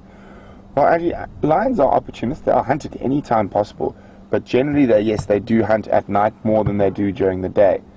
And there's a couple of reasons for this. Well, today is probably not one of those examples, but they have a lot of trouble dealing with heat. So they generally move around a lot more in the cooler times because their body is much better able to deal with the heat. They're unable to sweat, and that is why they generally will rest during the day and they'll pant and cool down that way. There's another slightly more complicated reason, and that is due to evolution. Lions and humans actually we are what we are because the lions to a degree, and lions are what they are because of us. So lions are the dominant nocturnal predator. We are the dominant diurnal predator. So we evolved to not compete at the same times. And human beings are one of the only animals that is able to run a marathon and deal with excessive heat. So we are able to, by sweating and by putting water on our heads or whatnot, we have a bunch of various methods that we can deal with heat that are not available to a lot of the animals.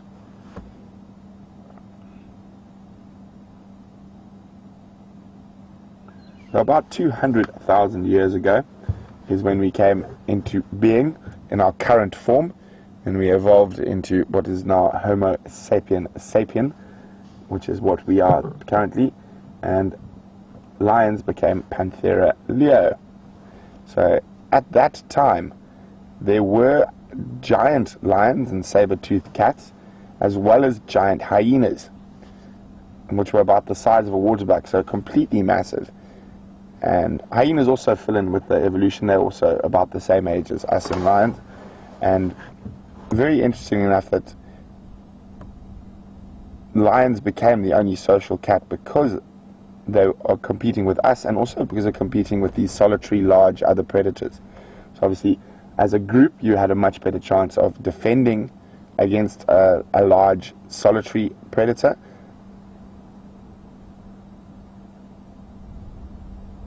So they've developed that social structure also to compete with the other social predators around, which are hyenas and us. So at about that stage, at that time, in terms of large predators, all these different social predators evolved, and all formed different niches in the environs. The lions definitely became the kings and queens of darkness, and us of the light. And hyena developed into that very unusual niche that they fill, which was somewhere between us. They are also predominantly nocturnal, and that is also, again, to more than likely avoid us a lot more, because hyenas do have a much better system at dealing with heat. Their bodies are much more capable of dealing with heat than the lions, and they do utilize water pans and stuff like that to cool off.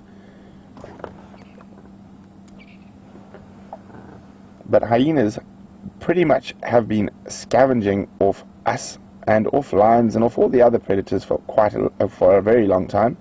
And you will notice when you are on foot or walking that hyenas are not nearly as scared as lions, for example. Lions will take off like a bad smell when they see you walking on foot, whereas hyenas will move away from you, but they're not particularly worried. They sort of know you can't catch them.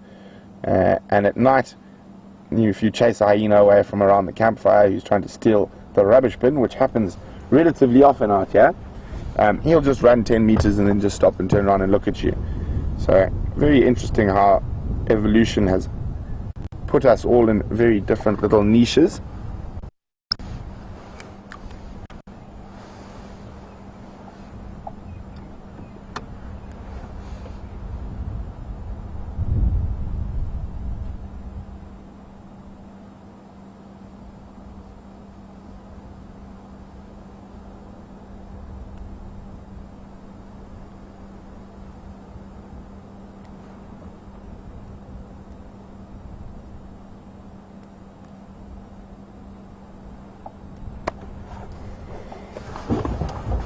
Okay, so guys, you have spoken, and we shall listen.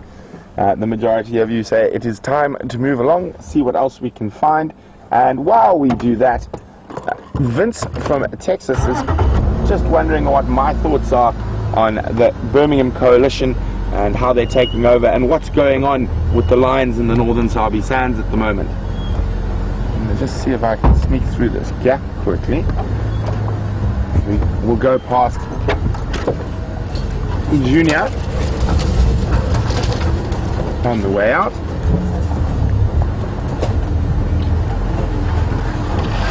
Yeah, so over the last few weeks we've been really privileged to be right sort of in the center of a pride or a coalition takeover, and the Matimba males have sort of come to an end of their reign.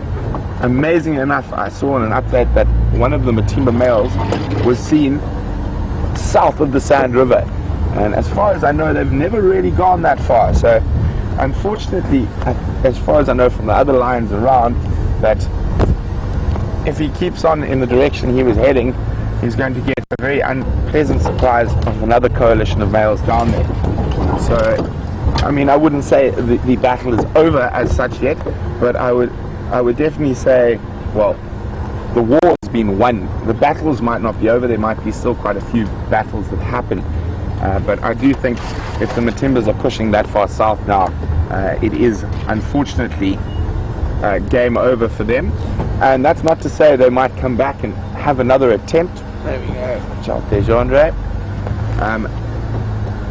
Because what's probably going to happen is that they're going to end up down there, they're going to bump into another set of lions, and they're going to come running back up north and bump into the Birminghams. So I know for a lot of you who are big fans of the Matimbas, and there have been such great lions for us to watch on the safaris, unfortunately though, their time at the top is over. And we must remember this is nature, and it is a good thing. It is a very good thing, because they are getting to the stage, if we take the sub-adults from the Nkuhumas and whatnot, who would be now almost getting to a stage, and they're getting close, not quite mating age yet, but if the Matimbas were to carry on for another year or two, there's a very good chance they would end up mating with what is possibly their daughters. So this is the reason that these violent takeovers happen, and it's to try and keep genetic diversity, and that's nature looking after itself. But back now to the lions specifically here. The Birminghams have the potential to become quite a nice and dominant coalition for an extended period, being 5 lions. But in saying that, often with these larger coalitions, they will split, and 2 or 3 will stay in this area, another 2 will stay in that area, which happened with the Matimbas. There's the northern Matimbas and the southern Matimbas, and as happened with the Mapojos, who are one of probably the best known of the coalitions. And although the Mapojos seem to hold territory alongside each other, and when there was trouble in the land, they did come to each other's aid. And the Matimbas seem to have drifted so far apart that another coalition of males snuck in the gap between them.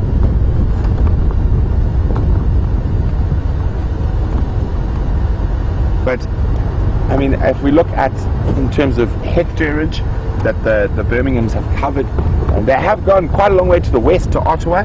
They were chased back by the Majingalans, so they haven't really ventured that far. And then the Majingalans, if I remember correctly, is still a 4-lion coalition, so a little bit more imposing than the 2 Matimbas. But they seem to have definitely taken over Buffelshoek, Nkuhuma, and they have gone on to Arathusa, but as of it, not as far west as the Majingis, and then also Tortured to the east in Koro, Chitwa, that whole southeastern section as well. So in total, I mean, they've got the majority of the northern Sabi Sands now, which, as far as my lion history, which might be a bit incorrect, so if it is, just let me know, goes that very traditionally the Matimbas. I know there's new males coming in from the Manuleti, and you never know whether these guys are going to actually make it or not until probably a good year in after the sort of initial stuff. And very interestingly, some new research with lions and also with leopards has found that first set of mating that these lionesses do is actually a false estrus, and they don't actually get impregnated from it. And the thought process behind this is that they're actually waiting for the lions to establish themselves. So there's no point in mating with someone who's going to be chucked out in 3 weeks and having cubs, because then the next set of cubs are going to be killed, etc. So they will actually almost do 2 full estrus cycles before they will actually get pregnant from the mating. So I think it's a very interesting coping mechanism. So guys, we might have a little bit of signal breakup as we go through this dip, but we'll go through it quite quickly. So it's amazing how nature's got these little sort of fixes amongst it to try ensure that the sort of next generation will survive. So the females will sort of wait. So now if the Birminghams start mating, as I haven't heard if they have been mating, I'm not sure. Genre, have they been mating in the last 5 days? No, we don't think so. Unlikely with the amount of upheaval, but you never know. Sometimes that, especially if there's a possibility of all the Styx cubs have been killed, the Styx lionesses will stop running from them so much and actually start trying to look for them and mate with them. So it's going to be very interesting to hear and watch what's going on. But that first coupling is probably going to result in no cubs, so I wouldn't get your hopes up for cubs in the next sort of 3 months. It will probably be the second, so we're probably looking, if the Birminghams are successful, their first set of cubs, and that's only if mating happens now. Let me say, if it happens sort of now, our first set of cubs are going to be sort of in the next 6 months. So really interesting how they are able to have these little controlling mechanisms that ensure survival of the species.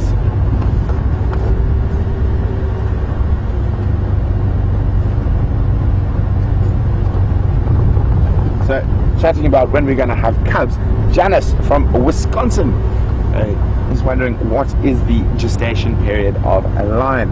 It's around 90 days, 90 to 100 days, so around 3 months. Very, very short. And you'll find that in a lot of your carnivore species, lion, leopard, wild dog, hyena and stuff, they have these very short gestations because there's a very high mortality rate amongst the babies. So they are able to do a quick turnaround. of cubs if need be, if they do lose cubs. So Scott and James out on the tracking team mentioned that they had some female leopard tracks towards the east. So we're going to go slowly bumble into that area and see if we can find any tracks, or hopefully find a leopard. We're not going to be seeing much general game in this cold and windy weather. They are much more sensible than us, and they are hunkered down, probably lying out somewhere in a thicket or whatnot, trying to keep out of the wind. Also, with this strong wind, it's a bit more dangerous for the general game because their hearing is impaired, and also their smell is impaired because the wind is very gusty. So they would try not move, and if they're ruminants, they will be happily chewing the cud and getting their nutrients that way. As it warms up, they probably will start moving out and feeding, but I think because of this cold weather, it's going to obviously warm up quite a bit later.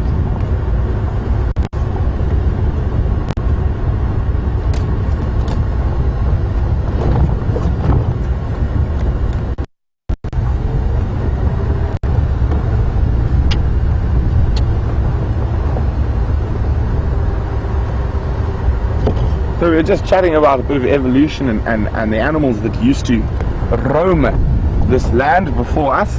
Anna Marie is just saying, wow, she didn't realize there were giant hyena.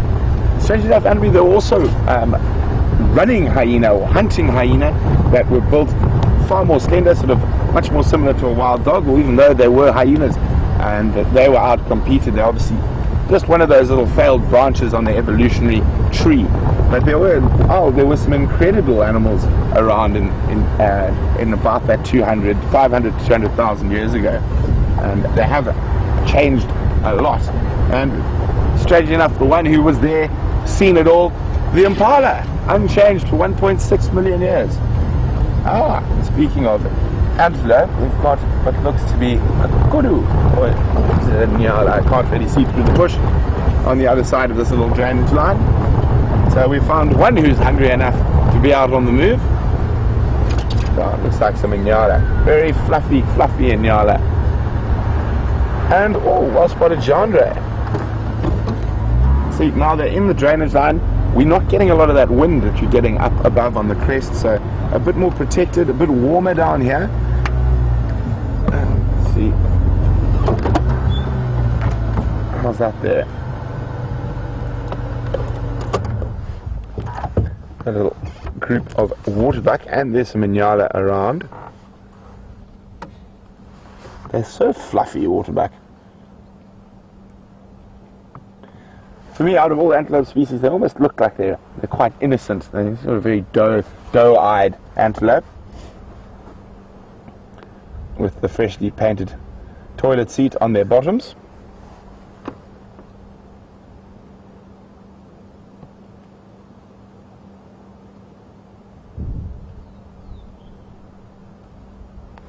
So down in this drainage line, a little bit protected from the wind and weather.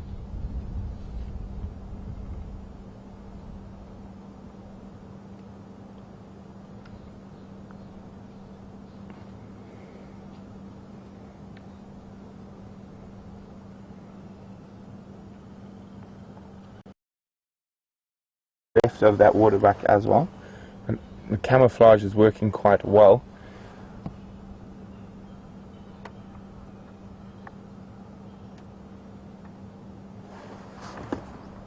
Just make it out there through the thickets. We're going to move forward to have a look at the nyala that are probably out in the open.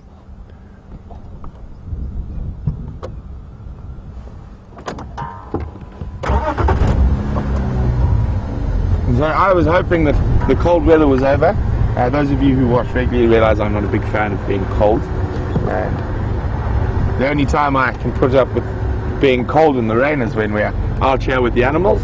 And if there's no animals, then you won't find me leaving the comfort of a very warm place.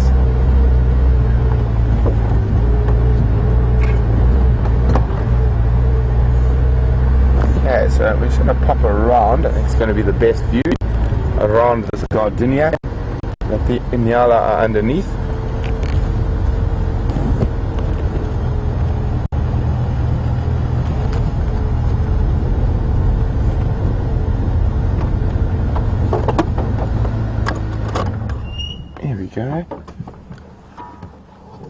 quite nice. It's sort of in this arch of this gardenia tree. Sorry guys, I just got to be on the radio for a second.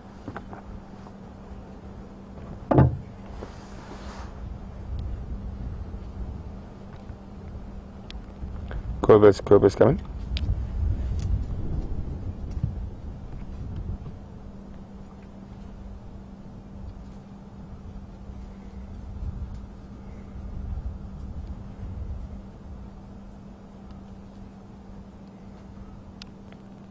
Stations left the Nkuhuma Pride lying up to the north of Gari Dam. There's that 2-track that runs on the eastern side of that small drainage from Mvubu Road, probably 60 meters north from the Mvubu Road on that 2-track.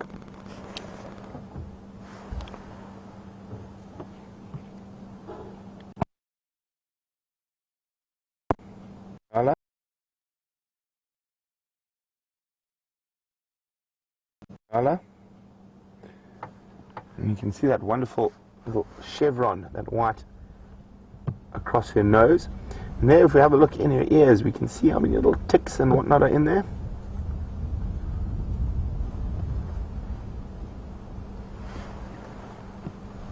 And you can see she's very fluffed up. I know a lot of you would have heard this before, but a lot of the antelope species will do that. And what they're doing is they're trapping a layer of air between their skin and their fur. And what that does is almost like a blanket, so that air gets trapped there and the body heat warms it up and it creates a little insulative blanket around the animals. That's why on cold mornings they always look quite fluffy. Oh, and you can hear the wind that is above us. So we in this drainage line, we're not actually getting that gusting wind on us, but it is blowing in the trees above us, so passing over the drainage line. And that's probably why we find these animals here now nice and protected from that gusting wind.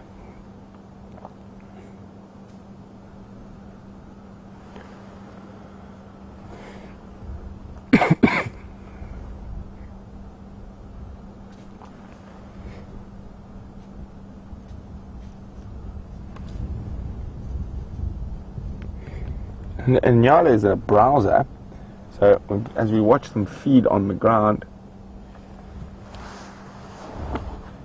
it looks like she's actually eating grass, but she's not. She's picking leaves between the grasses.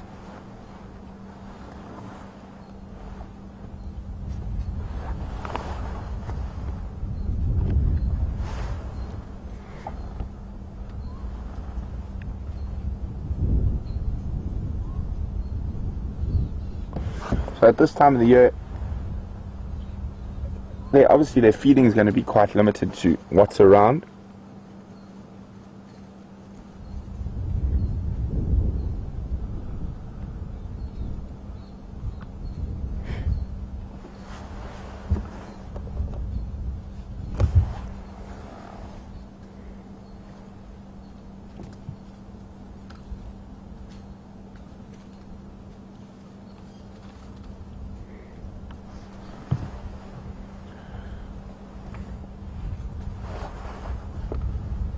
So unlike impala and wildebeest that will be waiting for the beginning of the rains to give birth, nyala actually give birth throughout the year.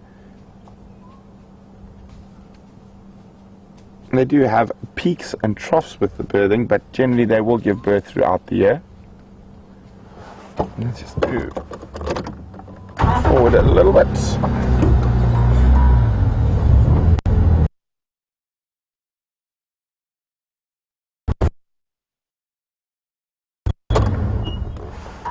You can see that right on the edge of that sort of rise up above the drainage line, and I think they're going to continue to feed along this edge,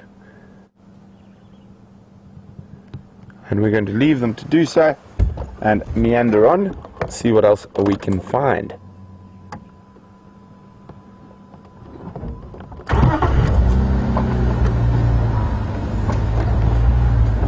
Isn't that wonderful? We've just found this little spot protected from the wind and the cold, and we've got waterbuck and nyala taking advantage of that.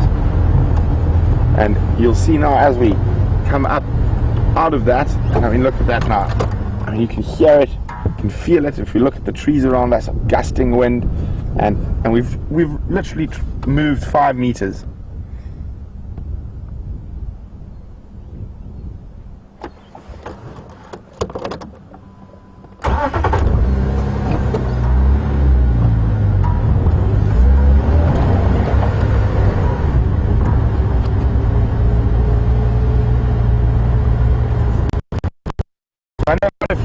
I know quite a few of you are wondering about my fishing trip while I was away. Unfortunately, it was definitely not one of my most successful fishing trips that I've ever had, and I managed to only catch 1 fish. But it was still nice to be up in the mountains. On the last day I was up there, this weather came in and the fishing just went really bad. I think a lot of the fish I lost was due to my incompetence and not the fact that there weren't fish around.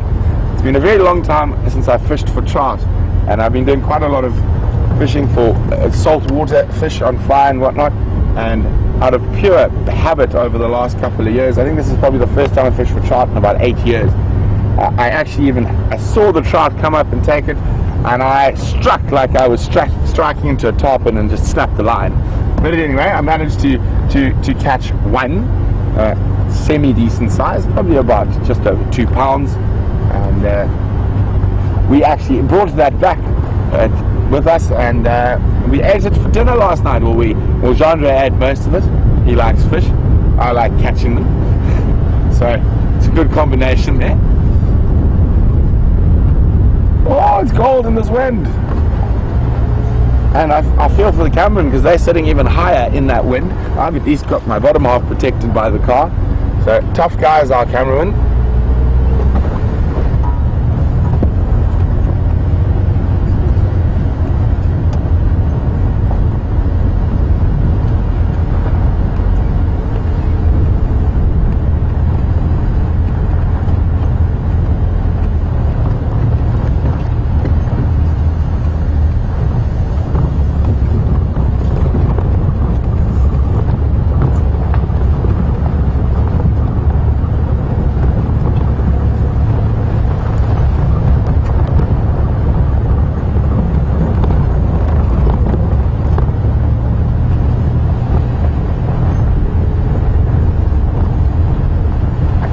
We started the morning with a bang with the Nkuhuma Pride, and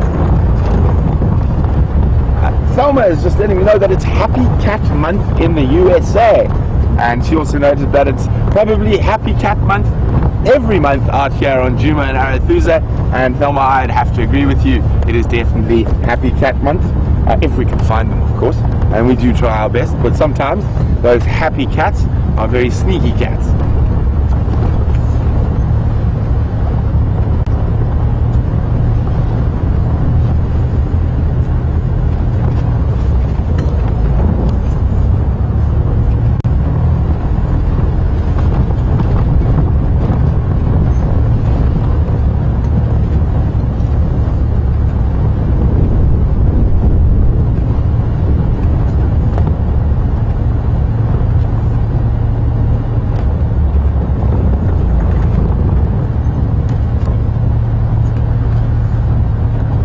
So with all the line dynamics happening at the moment, specifically the dynamics between the males, Sibo from Hammonds Crowd, nice to hear from you again, Sibo is wondering, is it been scientifically proven that males with black manes or dark manes are more dominant over the lighter maned counterparts, or is this just based on behavior? Well, Sibo, sorry, I just saw something move there. It was a diker, and it's moving at very high speed, so we'll carry on. But so there is an ongoing study where they're doing that with genetics at the moment, and if I remember correctly, it's Dr. Craig Packer and Natalia Borrego from the University of Miami who are doing that at the moment. Oh, what did you spotted? Hello, well spotted, Genre. We got some wildebeest and waterbuck bulls.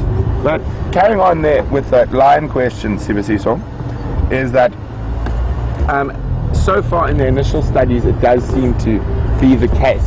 But with a lot of scientific papers, it's going to take a while before that is documentation's, and it's got to go through lots of different academic things I don't really understand. So it's got to be checked and fact checked and checked again. But hopefully, I do know both of the researchers are busy doing that. So hopefully, maybe I can get a bit of a sneaky inside info on that. So, trying to just get a view of him. He's hiding in that woodland, and up here on the wind you can see the animal's a little bit less calm. They're not hanging around and they're moving away from us, and obviously with the wind they are feeling a little bit more vulnerable, and they're out on the crest here, so right in the wind.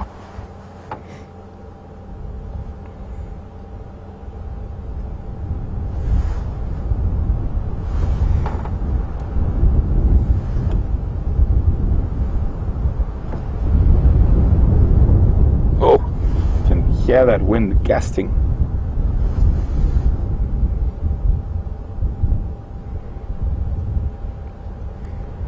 So we're not going to hang around. They are not feeling too comfortable with this gusting wind. Even if we wanted to hang around, he's not hanging around. So that's a territorial wildebeest bull. Oh, there we go. Nice screenshot.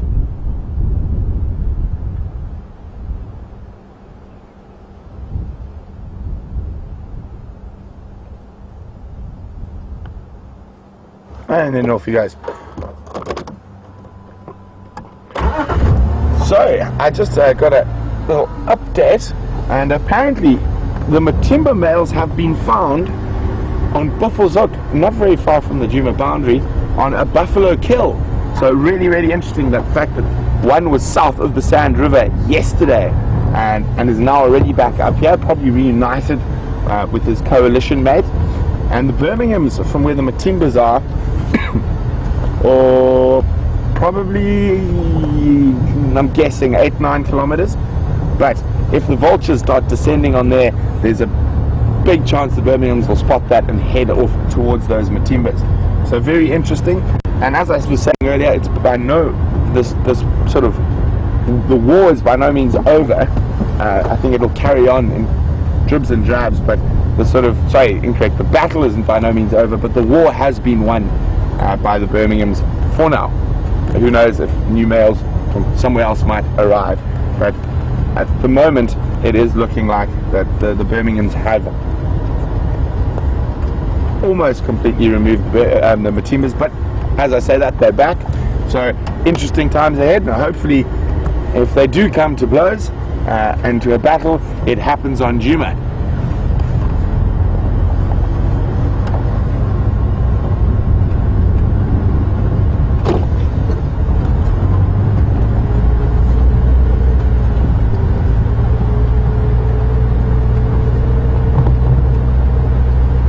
Seems like Aubrey's the one who found that.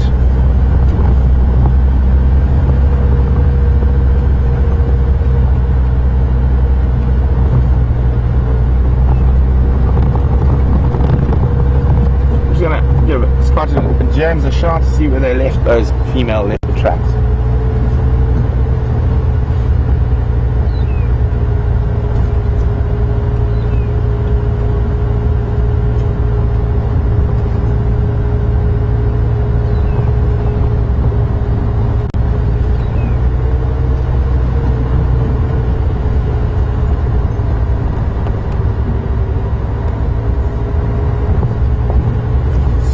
Scott GW.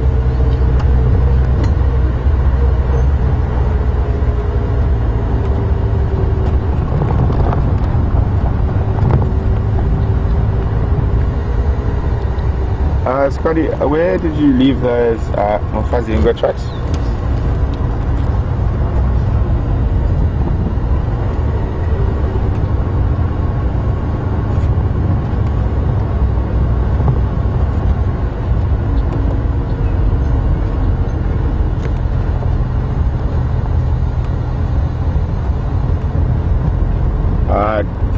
Okay, copy. So confirm she came west to the north or south of that Hippo Pools junction.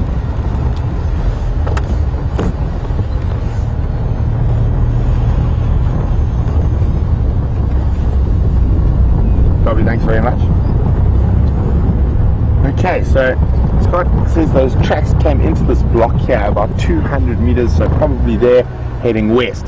And they've checked around, but she might have still been moving. So we're going to go have a quick look around on Hippo Pools Road, which leads towards Biffle's Hook waterhole, and fingers crossed either the tracks pop out and we're able to follow them to what's making the tracks, or we'll just find her without doing any of the tracking.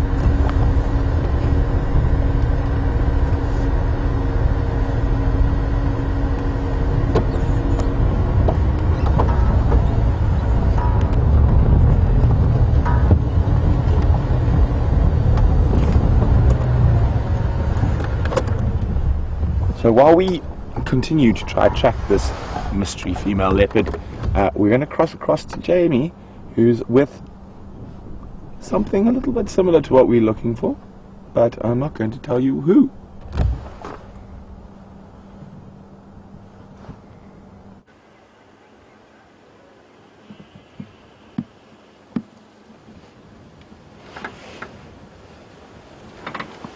And on a rather cold and windy morning in the Sabi Sands, it's still been quite an exciting event. We've had now 3 out of the big 5 plus hyena cubs, and we have a nice surprise for you, because I know that so many of you were interested in what happened last night on the Arathusa Dam camera, and we have a little bit of an answer to show you, and that answer is sitting tucked away and hidden on Magic Willie just south of the Boerbean Pan. And we have Shadow with a rather full looking belly, so whatever may have happened last night with her kill and with the hyenas, she has eaten. And what's even more special is that the now named Madiba, also previously known as Sindile, is probably about 500 meters from where we are now. I haven't seen him yet. He is somewhere just to the south of us, so somewhere tucked away in this drainage line, and we'll be going to find him in just a moment. But first, some special time with Shadow, who's decided to go flat. But I promise you it is Shadow. She did stick her head up as we came in.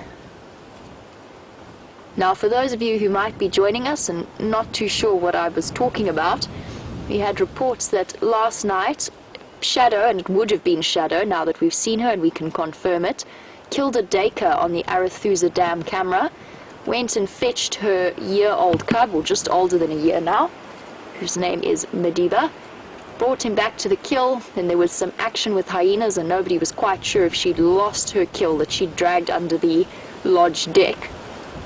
But it seems as though whatever happened, she's definitely had something to eat at some point last night.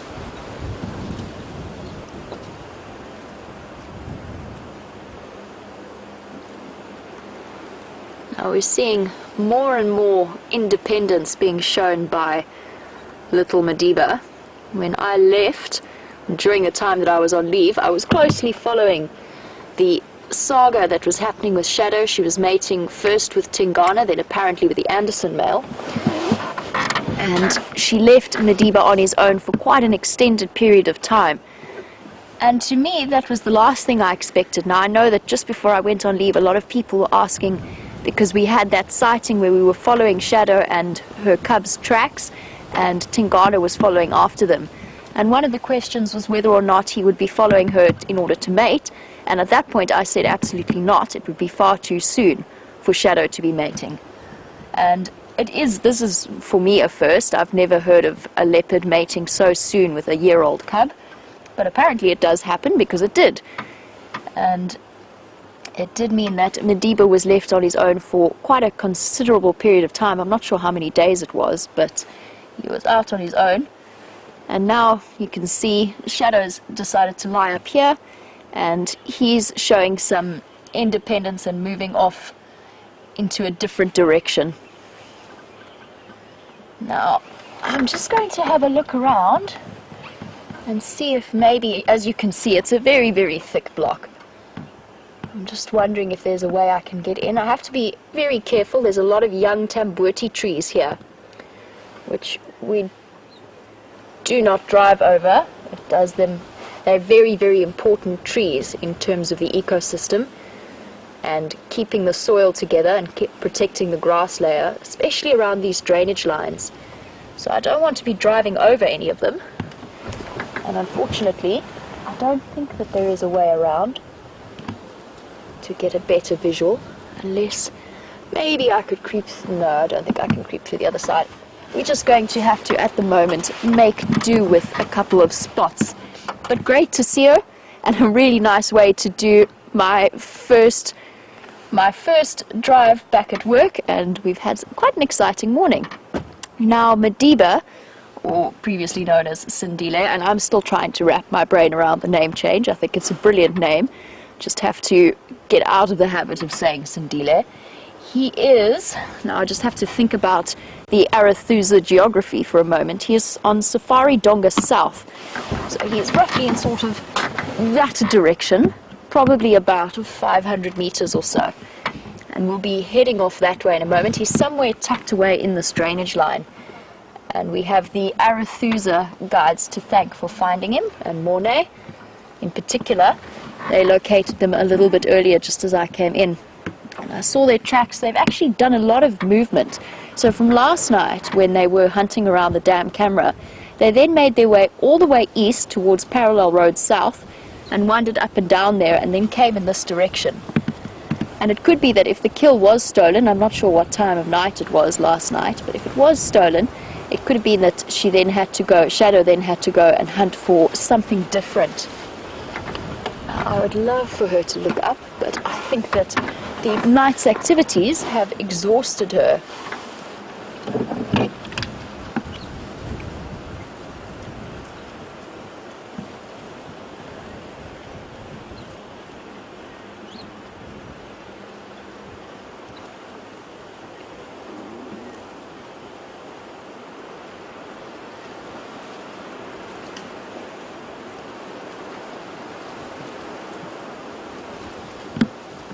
And it is largely thanks to our many loyal viewers that we get to hear about these updates. Now, I was not awake at 1:50 last night, but for those of you who were in different time zones, Karen and Curious One, you were telling us all about what happened and the fact that the hyenas moved in, and then there was some conflict between the hippo and the hyena as well. So it sounds like a very action-packed night. It's now probably, I'm not sure what the time is, but probably around 8:30 in the morning, so, or 8:15. So it's been about 7 or 8 hours since, so plenty of time for Shadow to have gone and killed something and then moved on and tried to kill something else if it was killed by or stolen by the hyenas.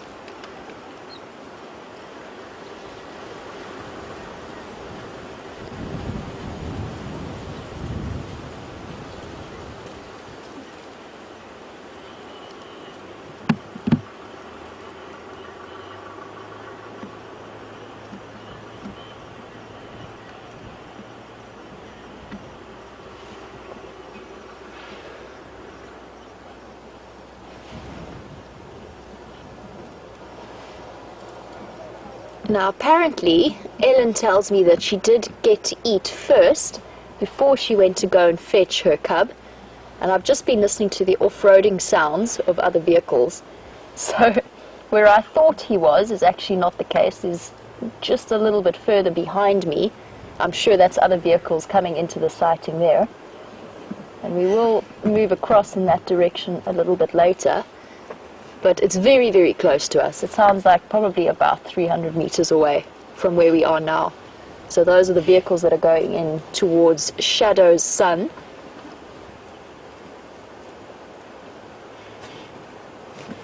But at least we know that she did get to eat something. It's always a bit harder to tell when a cat is lying down exactly how full they are, but that belly looks pretty round to me. And one of the most amazing things about having worked in this area now and having done this job for a couple of weeks, I did have that incredible sighting of Karula where she ate the entire steenbok in less than 20, well, maybe less than half an hour. And all that was left was the jawbone. And that was a couple of weeks ago. But it was a really interesting lesson for me as to exactly how fast a hungry leopard can consume a kill if they need to, and how little of it they will actually leave behind. It was just tufts of hair that she plucked and one jawbone. So it could be that when Shadow started feeding, she had plenty of time to munch her way through.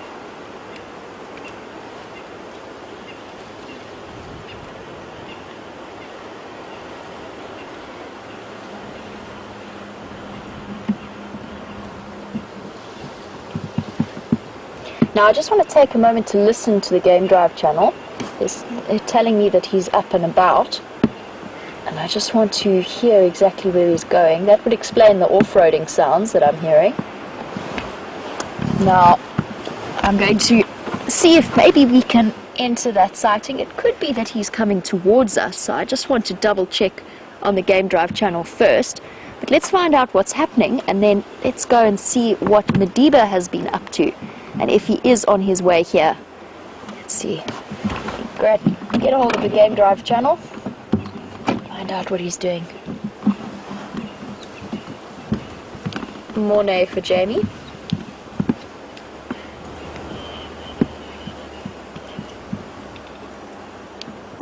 Any updates on what Madiba's doing, which way he's going?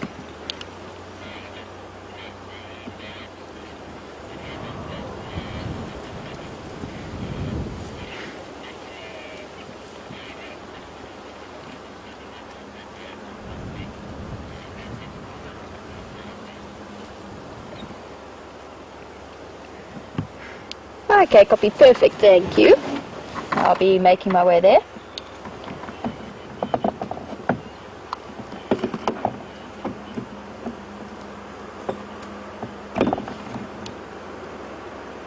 Copy that, thank you very much. Okay, so Mornay tells me that Madiba is also flat, so it must have been a different sighting that they were talking about. I'm listening with half a brain, but he is just a little bit away.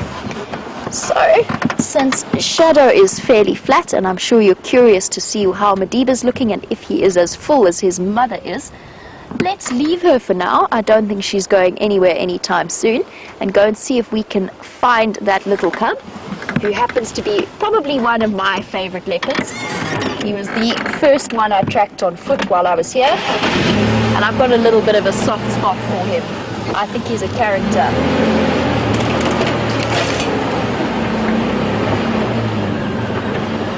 Not even lift her head. Now there's nobody at the moment with Madiba. They've all left the sighting, and so you get to join me as we go looking for him to find out exactly where he's tucked away.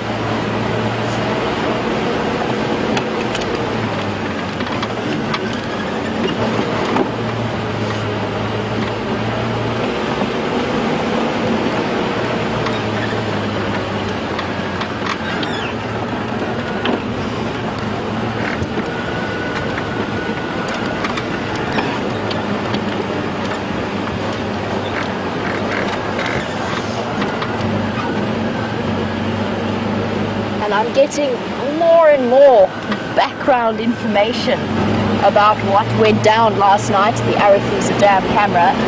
Now, Chris and Raisa tell me that both Shadow and Madiba had a good half an hour or so to feed on that daker kill before it was possibly nicked by the hyena.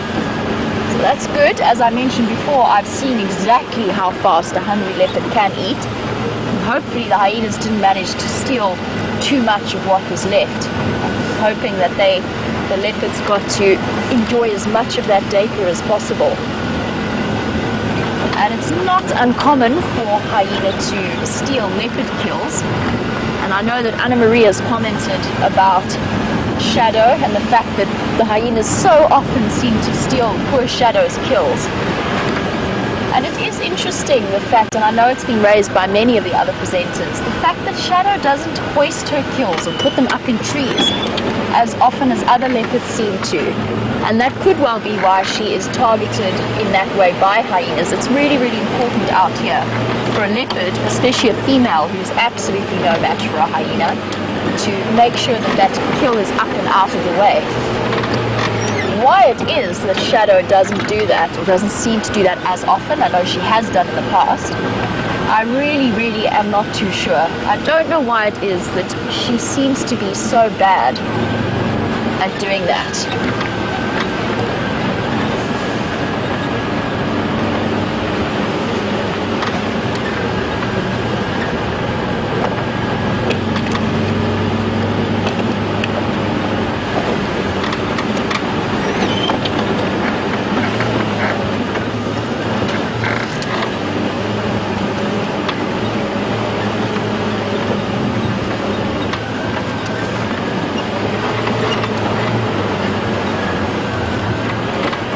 Getting really, really close to where they picked up on Madiba, and I just need to make sure I don't miss him.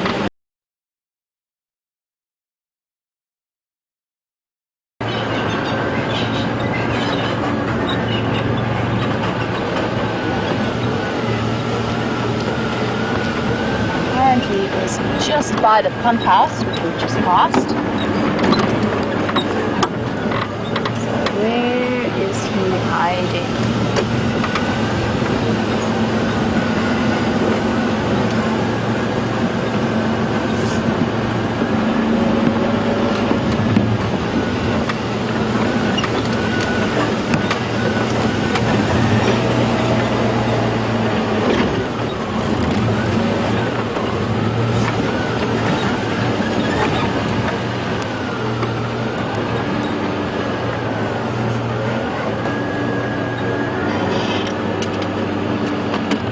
Off here because there were vehicle tracks coming off the road. Just gonna stop and listen. Where are you hiding?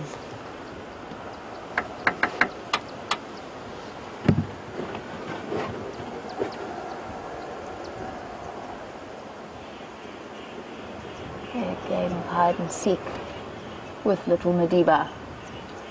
Oh, there he is. I found him. He's there. He's just underneath the albizia, just down there to the right. Can you see him, Liam? See white. Could that be him? Yeah, that big tree, the big dead one, just to the right of that on the ground. No. Yeah, it's to the right there. There he is. Okay, let's try and get a little bit of a better visual, but he is there. Very, very close to his mother. Now, I know that the fact that his mother disappeared off for so long to go and mate with the other males in the area must have been quite an interesting experience for little Madiba. It's a little bit too soon for him to have been independent. And I know that Lisa G was wondering if maybe it's encouraged a little bit of advanced growth and a bit more independence. So yes, Lisa, I think the fact that Shadow had left him for so long, he is old enough to hunt for himself, and I know that he never looked too hungry while he was on his own. It was definitely very early, and it would have been a chance for him to really develop his independence and his personality. Now, where is going to be the best view? He's tucked away there. We try and shift into low range. I don't want to push Jigger too far into the sand. It's because I know that our diff lock at the moment is sort of a little bit shaky. But let's shift forward ever so slightly and try and get a good view. And as I mentioned before, I can't drive over too many tambuertes.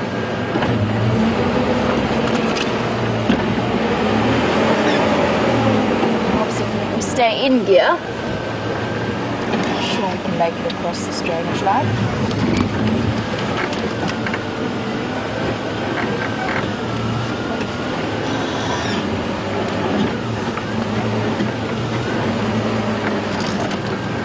There's not going to be any clear view of this little leopard that I can see. He is very tucked away. This is an awkward angle for him, I know. There you can see his hiding place.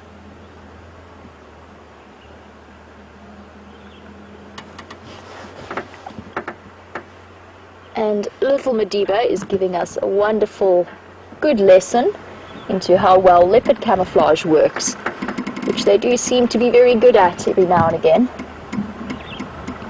Just wondering what the view would be like from the other side.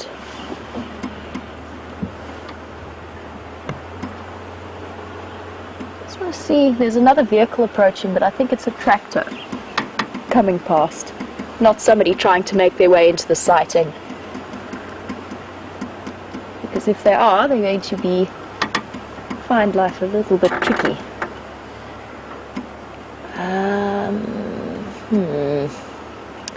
That side's too thick.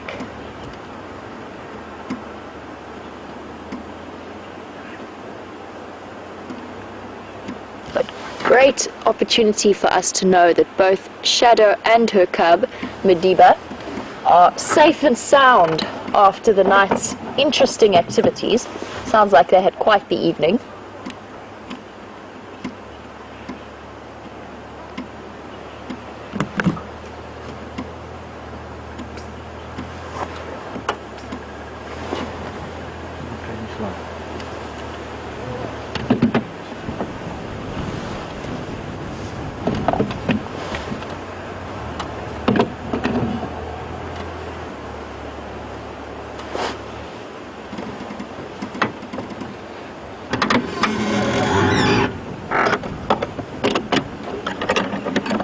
Now, we're going to be brave about this.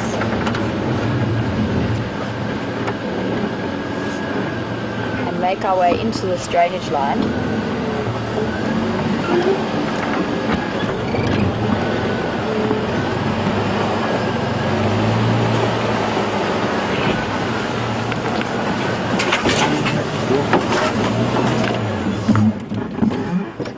I'm not going to push too much further in due to our somewhat shaky diff lock. But there we go, we've got a slightly better view. It always amazes me how comfortable these leopards are around vehicles. Just having a look. Now, you can see he's on alert slightly, he's just looking around. And after the night that they had, I don't blame him. And apparently when the hyena came in to steal the kill, it made no sound. And Curious One was wondering if that was normal, if that is the way that it often happens. And it's difficult to know in terms of that situation. I would say yes, it is probably normal, especially when one solitary hyena is coming in to steal a small, or if there's very little meat left, then it could well come in stealthily. Probably doesn't want to share with other hyenas or alert other hyenas of the clan to that fact that it had a kill, or had stolen a kill. It could well be it was just going slightly into stealth mode. If it had been a bigger kill that they had stolen from a leopard, or they had killed themselves, that's when you start to get the real giggly noises of the hyenas and the contact call between clan members. That's why they're known as the laughing hyena. The noises that they make sound very much like they're laughing, and that's very typical of feeding excitement.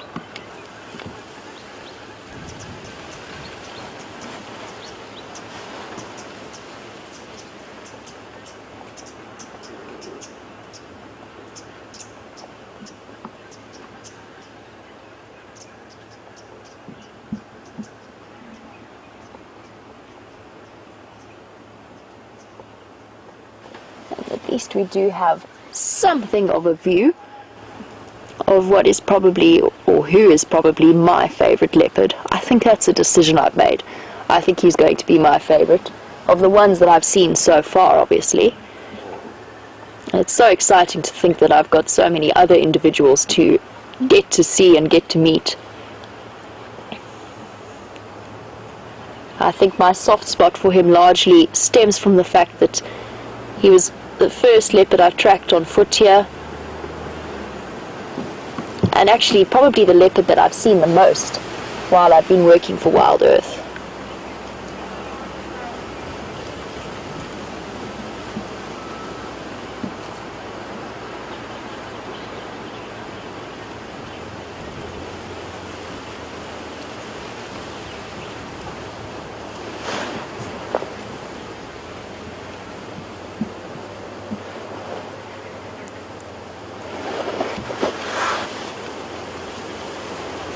Something stuck between his toes.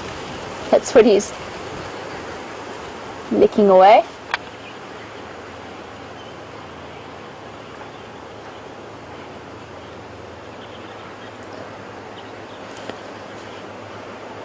Now he's sitting fairly far away from where his mom is, and he's showing more and more independence, and that will continue to increase over the next few months. And we mentioned about Lisa's question as to whether or not he will have grown up a little bit faster or matured a little bit faster because of this. And I do think that will be the case. And what will be very, very interesting is if this mating was successful, so this last estrus session that Shadow had, whether or not she's then going to be due to have cubs in the next 3 months or so, in which case he really will have to gain a serious amount of early independence. Now, it's not uncommon for female leopards to tolerate their previous offspring around them whilst they have new cubs. And I know that there's even cases of older leopards having, or I think it was one particular case that was told to me, where a grandmother leopard adopted the cub of her daughter, even though she already had a cub of a slightly different age. So it's possible for 2 cubs of different ages to be around together. But I don't think that would be the situation in this case. I think that Madiba is just a little bit too old for it to work out that way. I think that Shadow would keep separate from him, maybe tolerate him to join her at kills, maybe, with the younger cubs. But you would probably find that once she does have cubs, if she does have cubs, he will be out on his own and forced to look after himself, far younger than would necessarily be the case in an ordinary situation. And he'll probably still hang around the area. He'll have to learn to hunt successfully for himself as often as possible. But I would be surprised. However, I'm going to go out on a limb and suggest that there are chances of fertilization. It doesn't actually happen every time a female goes into estrus. So there is a possibility, and I would even say quite a high likelihood. With her first estrus after raising a cub, I think personally there's a high chance that she won't actually fall pregnant. So she'll still spend the normal amount of time with Madiba. I could of course stand corrected on that. It's entirely possible that I'm wrong, but just a personal opinion. I'm going to go with it's more likely that she won't conceive than she will conceive. That's supposition and a guess, but I'll put it out there. And then she'll probably be mating again in a couple of weeks if she wasn't successful. So we'll know if she comes into estrus and she starts mating with other males in the next few weeks that this mating session was not successful.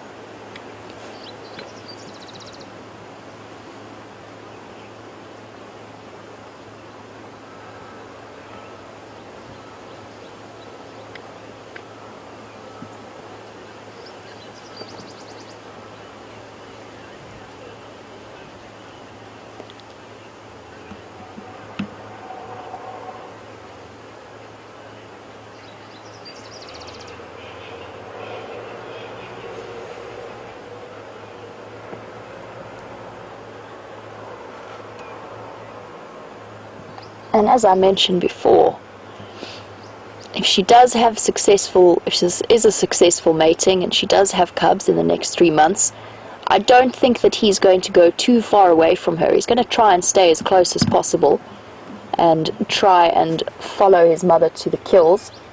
And it could well be that she would share them with him. I wouldn't say that's unlikely. I know that on the reserve I used to work at, occasionally we would see the female, one of the most relaxed females, and her oldest cubs, who had since become independent. And I saw her with 2 young cubs and then the older cub not too far away. So it would be highly likely that he would stick around.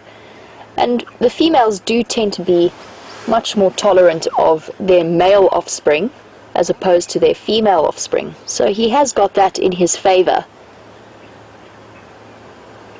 We'll be able to stick around. Possibly she might be a little bit more tolerant of his presence.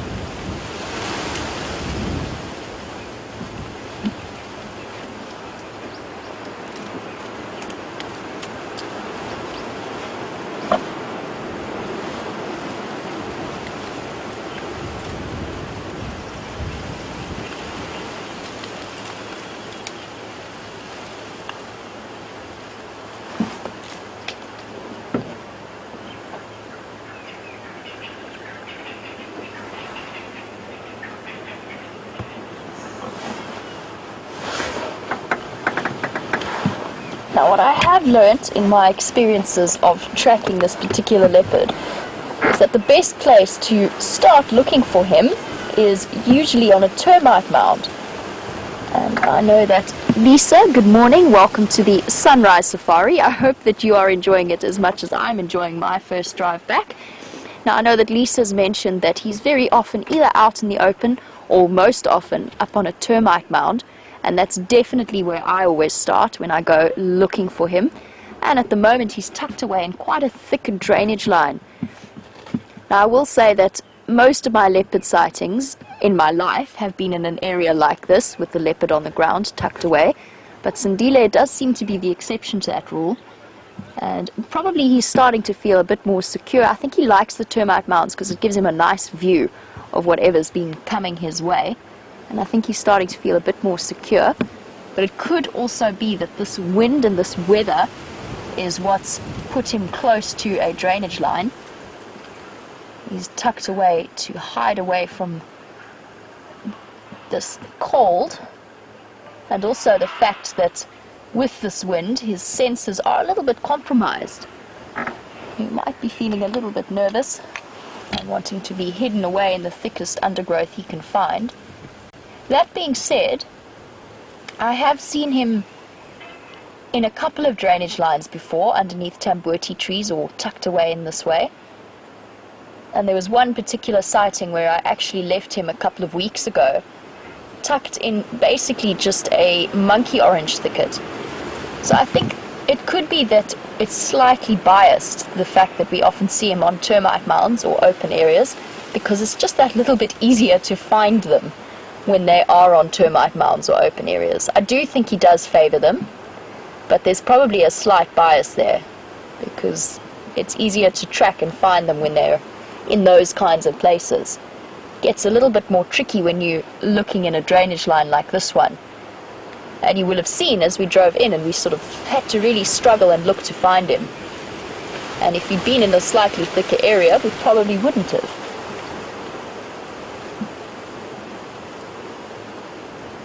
But a very interesting point and a good observation. And it's one of the reasons that these live drives are so valuable, because you can learn by watching over the course of months and months, as opposed to just a couple of days. He's having a big clean. Maybe tidying up his fur from last night's feeding activities.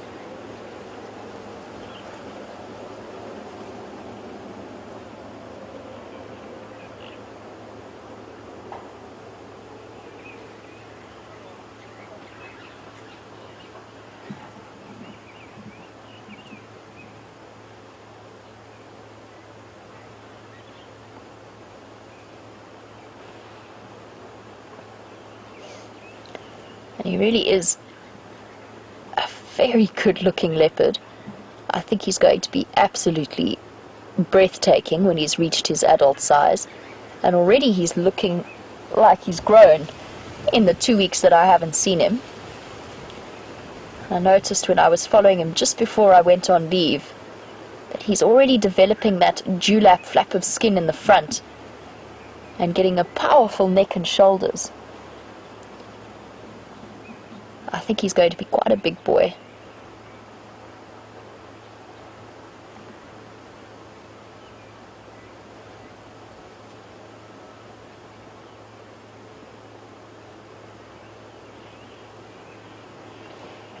As we're watching him grooming himself and just using his teeth to just nibble actually slightly at his skin, and although we don't see it as clearly as we do on things like buffalo, he could well have ticks in that fur that he's just aiming to pull out and dislodge, because they will itch like crazy. So leopards will also be tick carriers, not the huge ones that we see on buffaloes, but some of the smaller ones. And grooming is a good way of getting rid of them.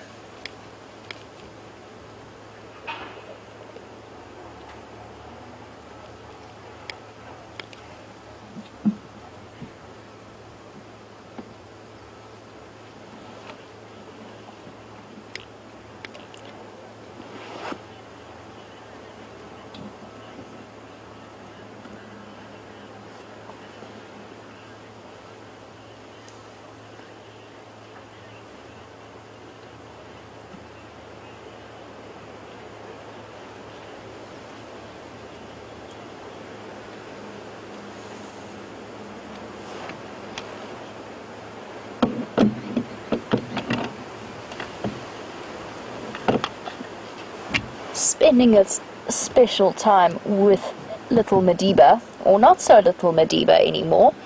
He's getting to be quite a lot bigger.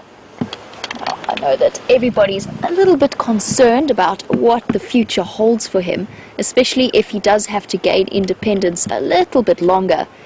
Now apparently Karula has been a little bit more tolerant of her, or very tolerant of all of her male sons.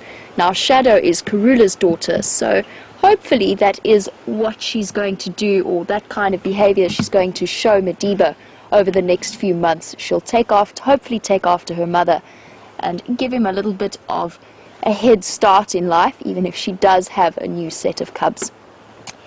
Anyway, we still have quite a flat cat, and I know that Brent has headed back towards the Nkuhuma Pride, which is great to have on our property. And for now, we're going to go back across and see what they've been up to, and we'll be back again just a little bit later.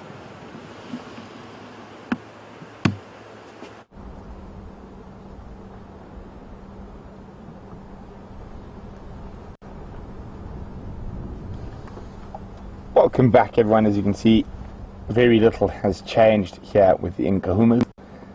The only thing is Junior has come to join the rest of the pride, and they are all very tired kitties by the looks of things.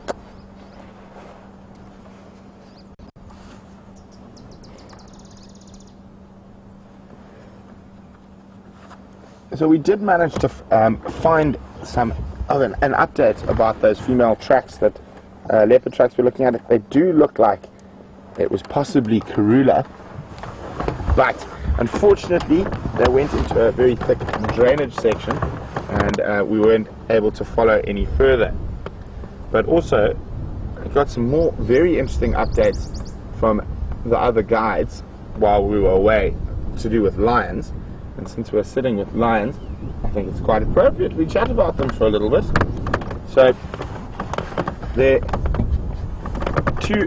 as we said, the two Matimba boys have been found on a buffalo kill. Now, interestingly enough, yesterday there was one Birmingham male on that buffalo kill. So the two Matimba have chased a single Birmingham male off that buffalo kill. That single Birmingham has been found with a Styx lioness, and I'm not 100% sure. Obviously I didn't see it myself, and unless I see it myself, I always a little bit cautious about information. And they think it's the lioness that has the remaining cub, but she is trying to mate with the Birmingham male, and that's very interesting. And that makes me think possibly that remaining cub might have unfortunately passed along and gone somewhere else, no longer of our world. And apparently the Birmingham male is having no interest. He's not trying to kill her or whatnot, but He's not interested in mating with her at the moment. So there's very interesting little dynamics happening at the moment. So very interesting. So we know that that lioness is an adult lioness with him, that they think is the Styx lioness who's had the cubs. So it is not the missing sub-adult from the Nkuhumas. As we spoke about a bit earlier, I did think that lioness was too young to be hanging around with the Birminghams.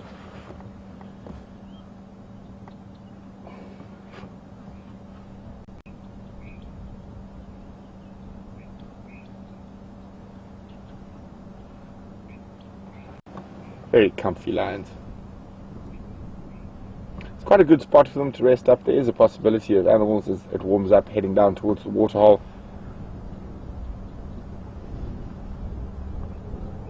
But in this cool weather, there is a possibility they might move during the day. I hope not, and hopefully they are here for the sunset safari as well. But what a great first day back for Jamie and myself. We've had the Nkuhumas right off the bat, and then Jamie has had Shadow, Sindile, hyenas playing around the hyena den, and well as some elephants. So I think Jamie's definitely won the battle of the drives there. We've had some sleepy kitties and some nyala, but it's been great to be back, and what a nice day to come back to with so much happening and so many animals around, and also fascinating to listen to what's happening with all the lions around us. So really interesting time to be here. Unfortunately, apart from moving about 150 meters, our lions haven't done much today, and hopefully they'll change that on the sunset safari and they'll be a little bit more active. But it is going to be, as I've been saying, really interesting to see what's going to be happening with all the lions at the moment, and of course to keep up in touch with the leopards. Be really nice. I heard Mvula is not too far south of us, and I don't think I've seen Mvula in an age. But he is on a Diker kill on about 3 kilometers south of our sort of eastern and southern boundary junction. So he seems to be doing well. I haven't heard any updates about quarantine or Nkuhuma, but I'm still hoping in the next little while I'll hopefully get to see the Anderson male. Oh, no, just I thought it was just a stretch. I just heard the grass moving.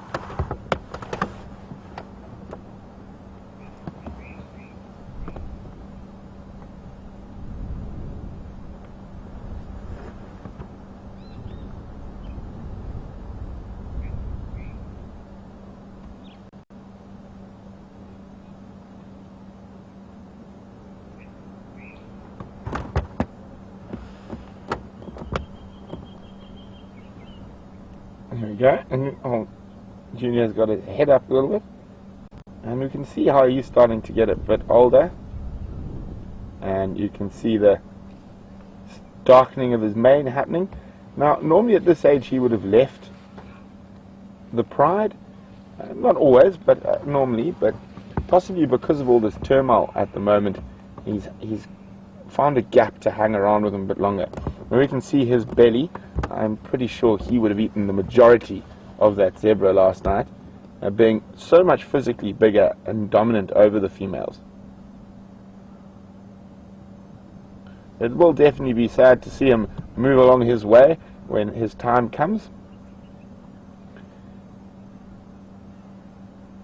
And hopefully he will find some other nomadic young males and form a successful coalition. So often male lion coalitions are thought to be brothers, and in recent years this has been disproved time and time again, that quite often the majority of them are unrelated males.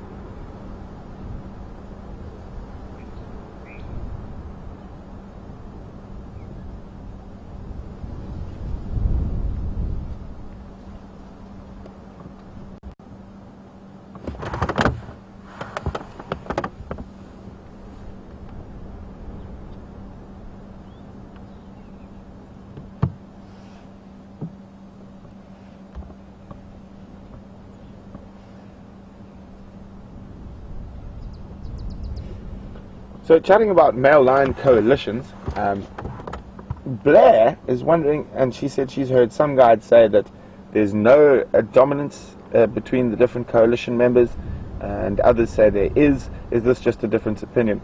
Well, Blair, if I had to throw my opinion in there, and the opinion of most lion scientists, is that there is a definite hierarchy amongst male lion coalitions, and it is changeable. So certain lions might be dominant at the beginning and not at the end, but there's definitely a hierarchy amongst male lions, and it is, if you spend a lot of time with them, it is quite easy to work out who is dominant and who is not. But as we head towards the end of this sunrise safari, thank you very much to everyone for all the welcomes back, and it's been a fantastic start, and I look forward to quite a few more, and hopefully a little bit more than sleeping lions next time, but still nice easy way to start. Didn't have to track or work too hard. And thanks for all the welcome backs, thanks for all the questions, guys, we really do appreciate them. And don't forget to join us for the sunset safari. Hopefully the Nkuhumas will be on the prowl and out after some buffalo or kudu or whatever might be out there. So from Jandre and myself here on Wendy, thanks for joining us, and we will leave you with the lions for a few seconds before you cross back to Jamie and Sindile.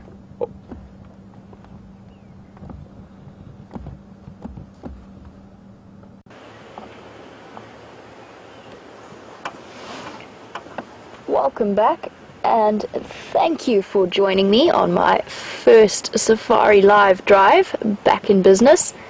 And what a fun drive it has been. And I cannot think of a better pair of leopards to come and spend some time with than Shadow and little Madiba.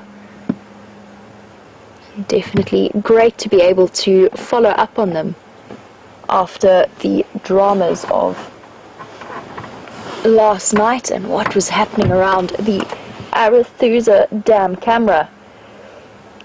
Now, over the next few months, it's going to be very interesting to see how this particular situation plays out with little Madiba in terms of his development and his personal growth, and whether or not he actually has to gain a little bit of independence far sooner than any of us had expected him to have to.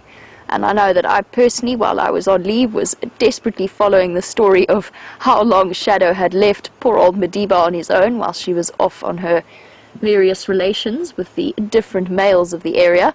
And I'm very, very relieved to see them back together again.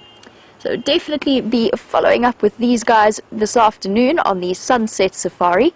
And as always, a big thank you to VM for his great camera work, even in a tricky, rather thick situation.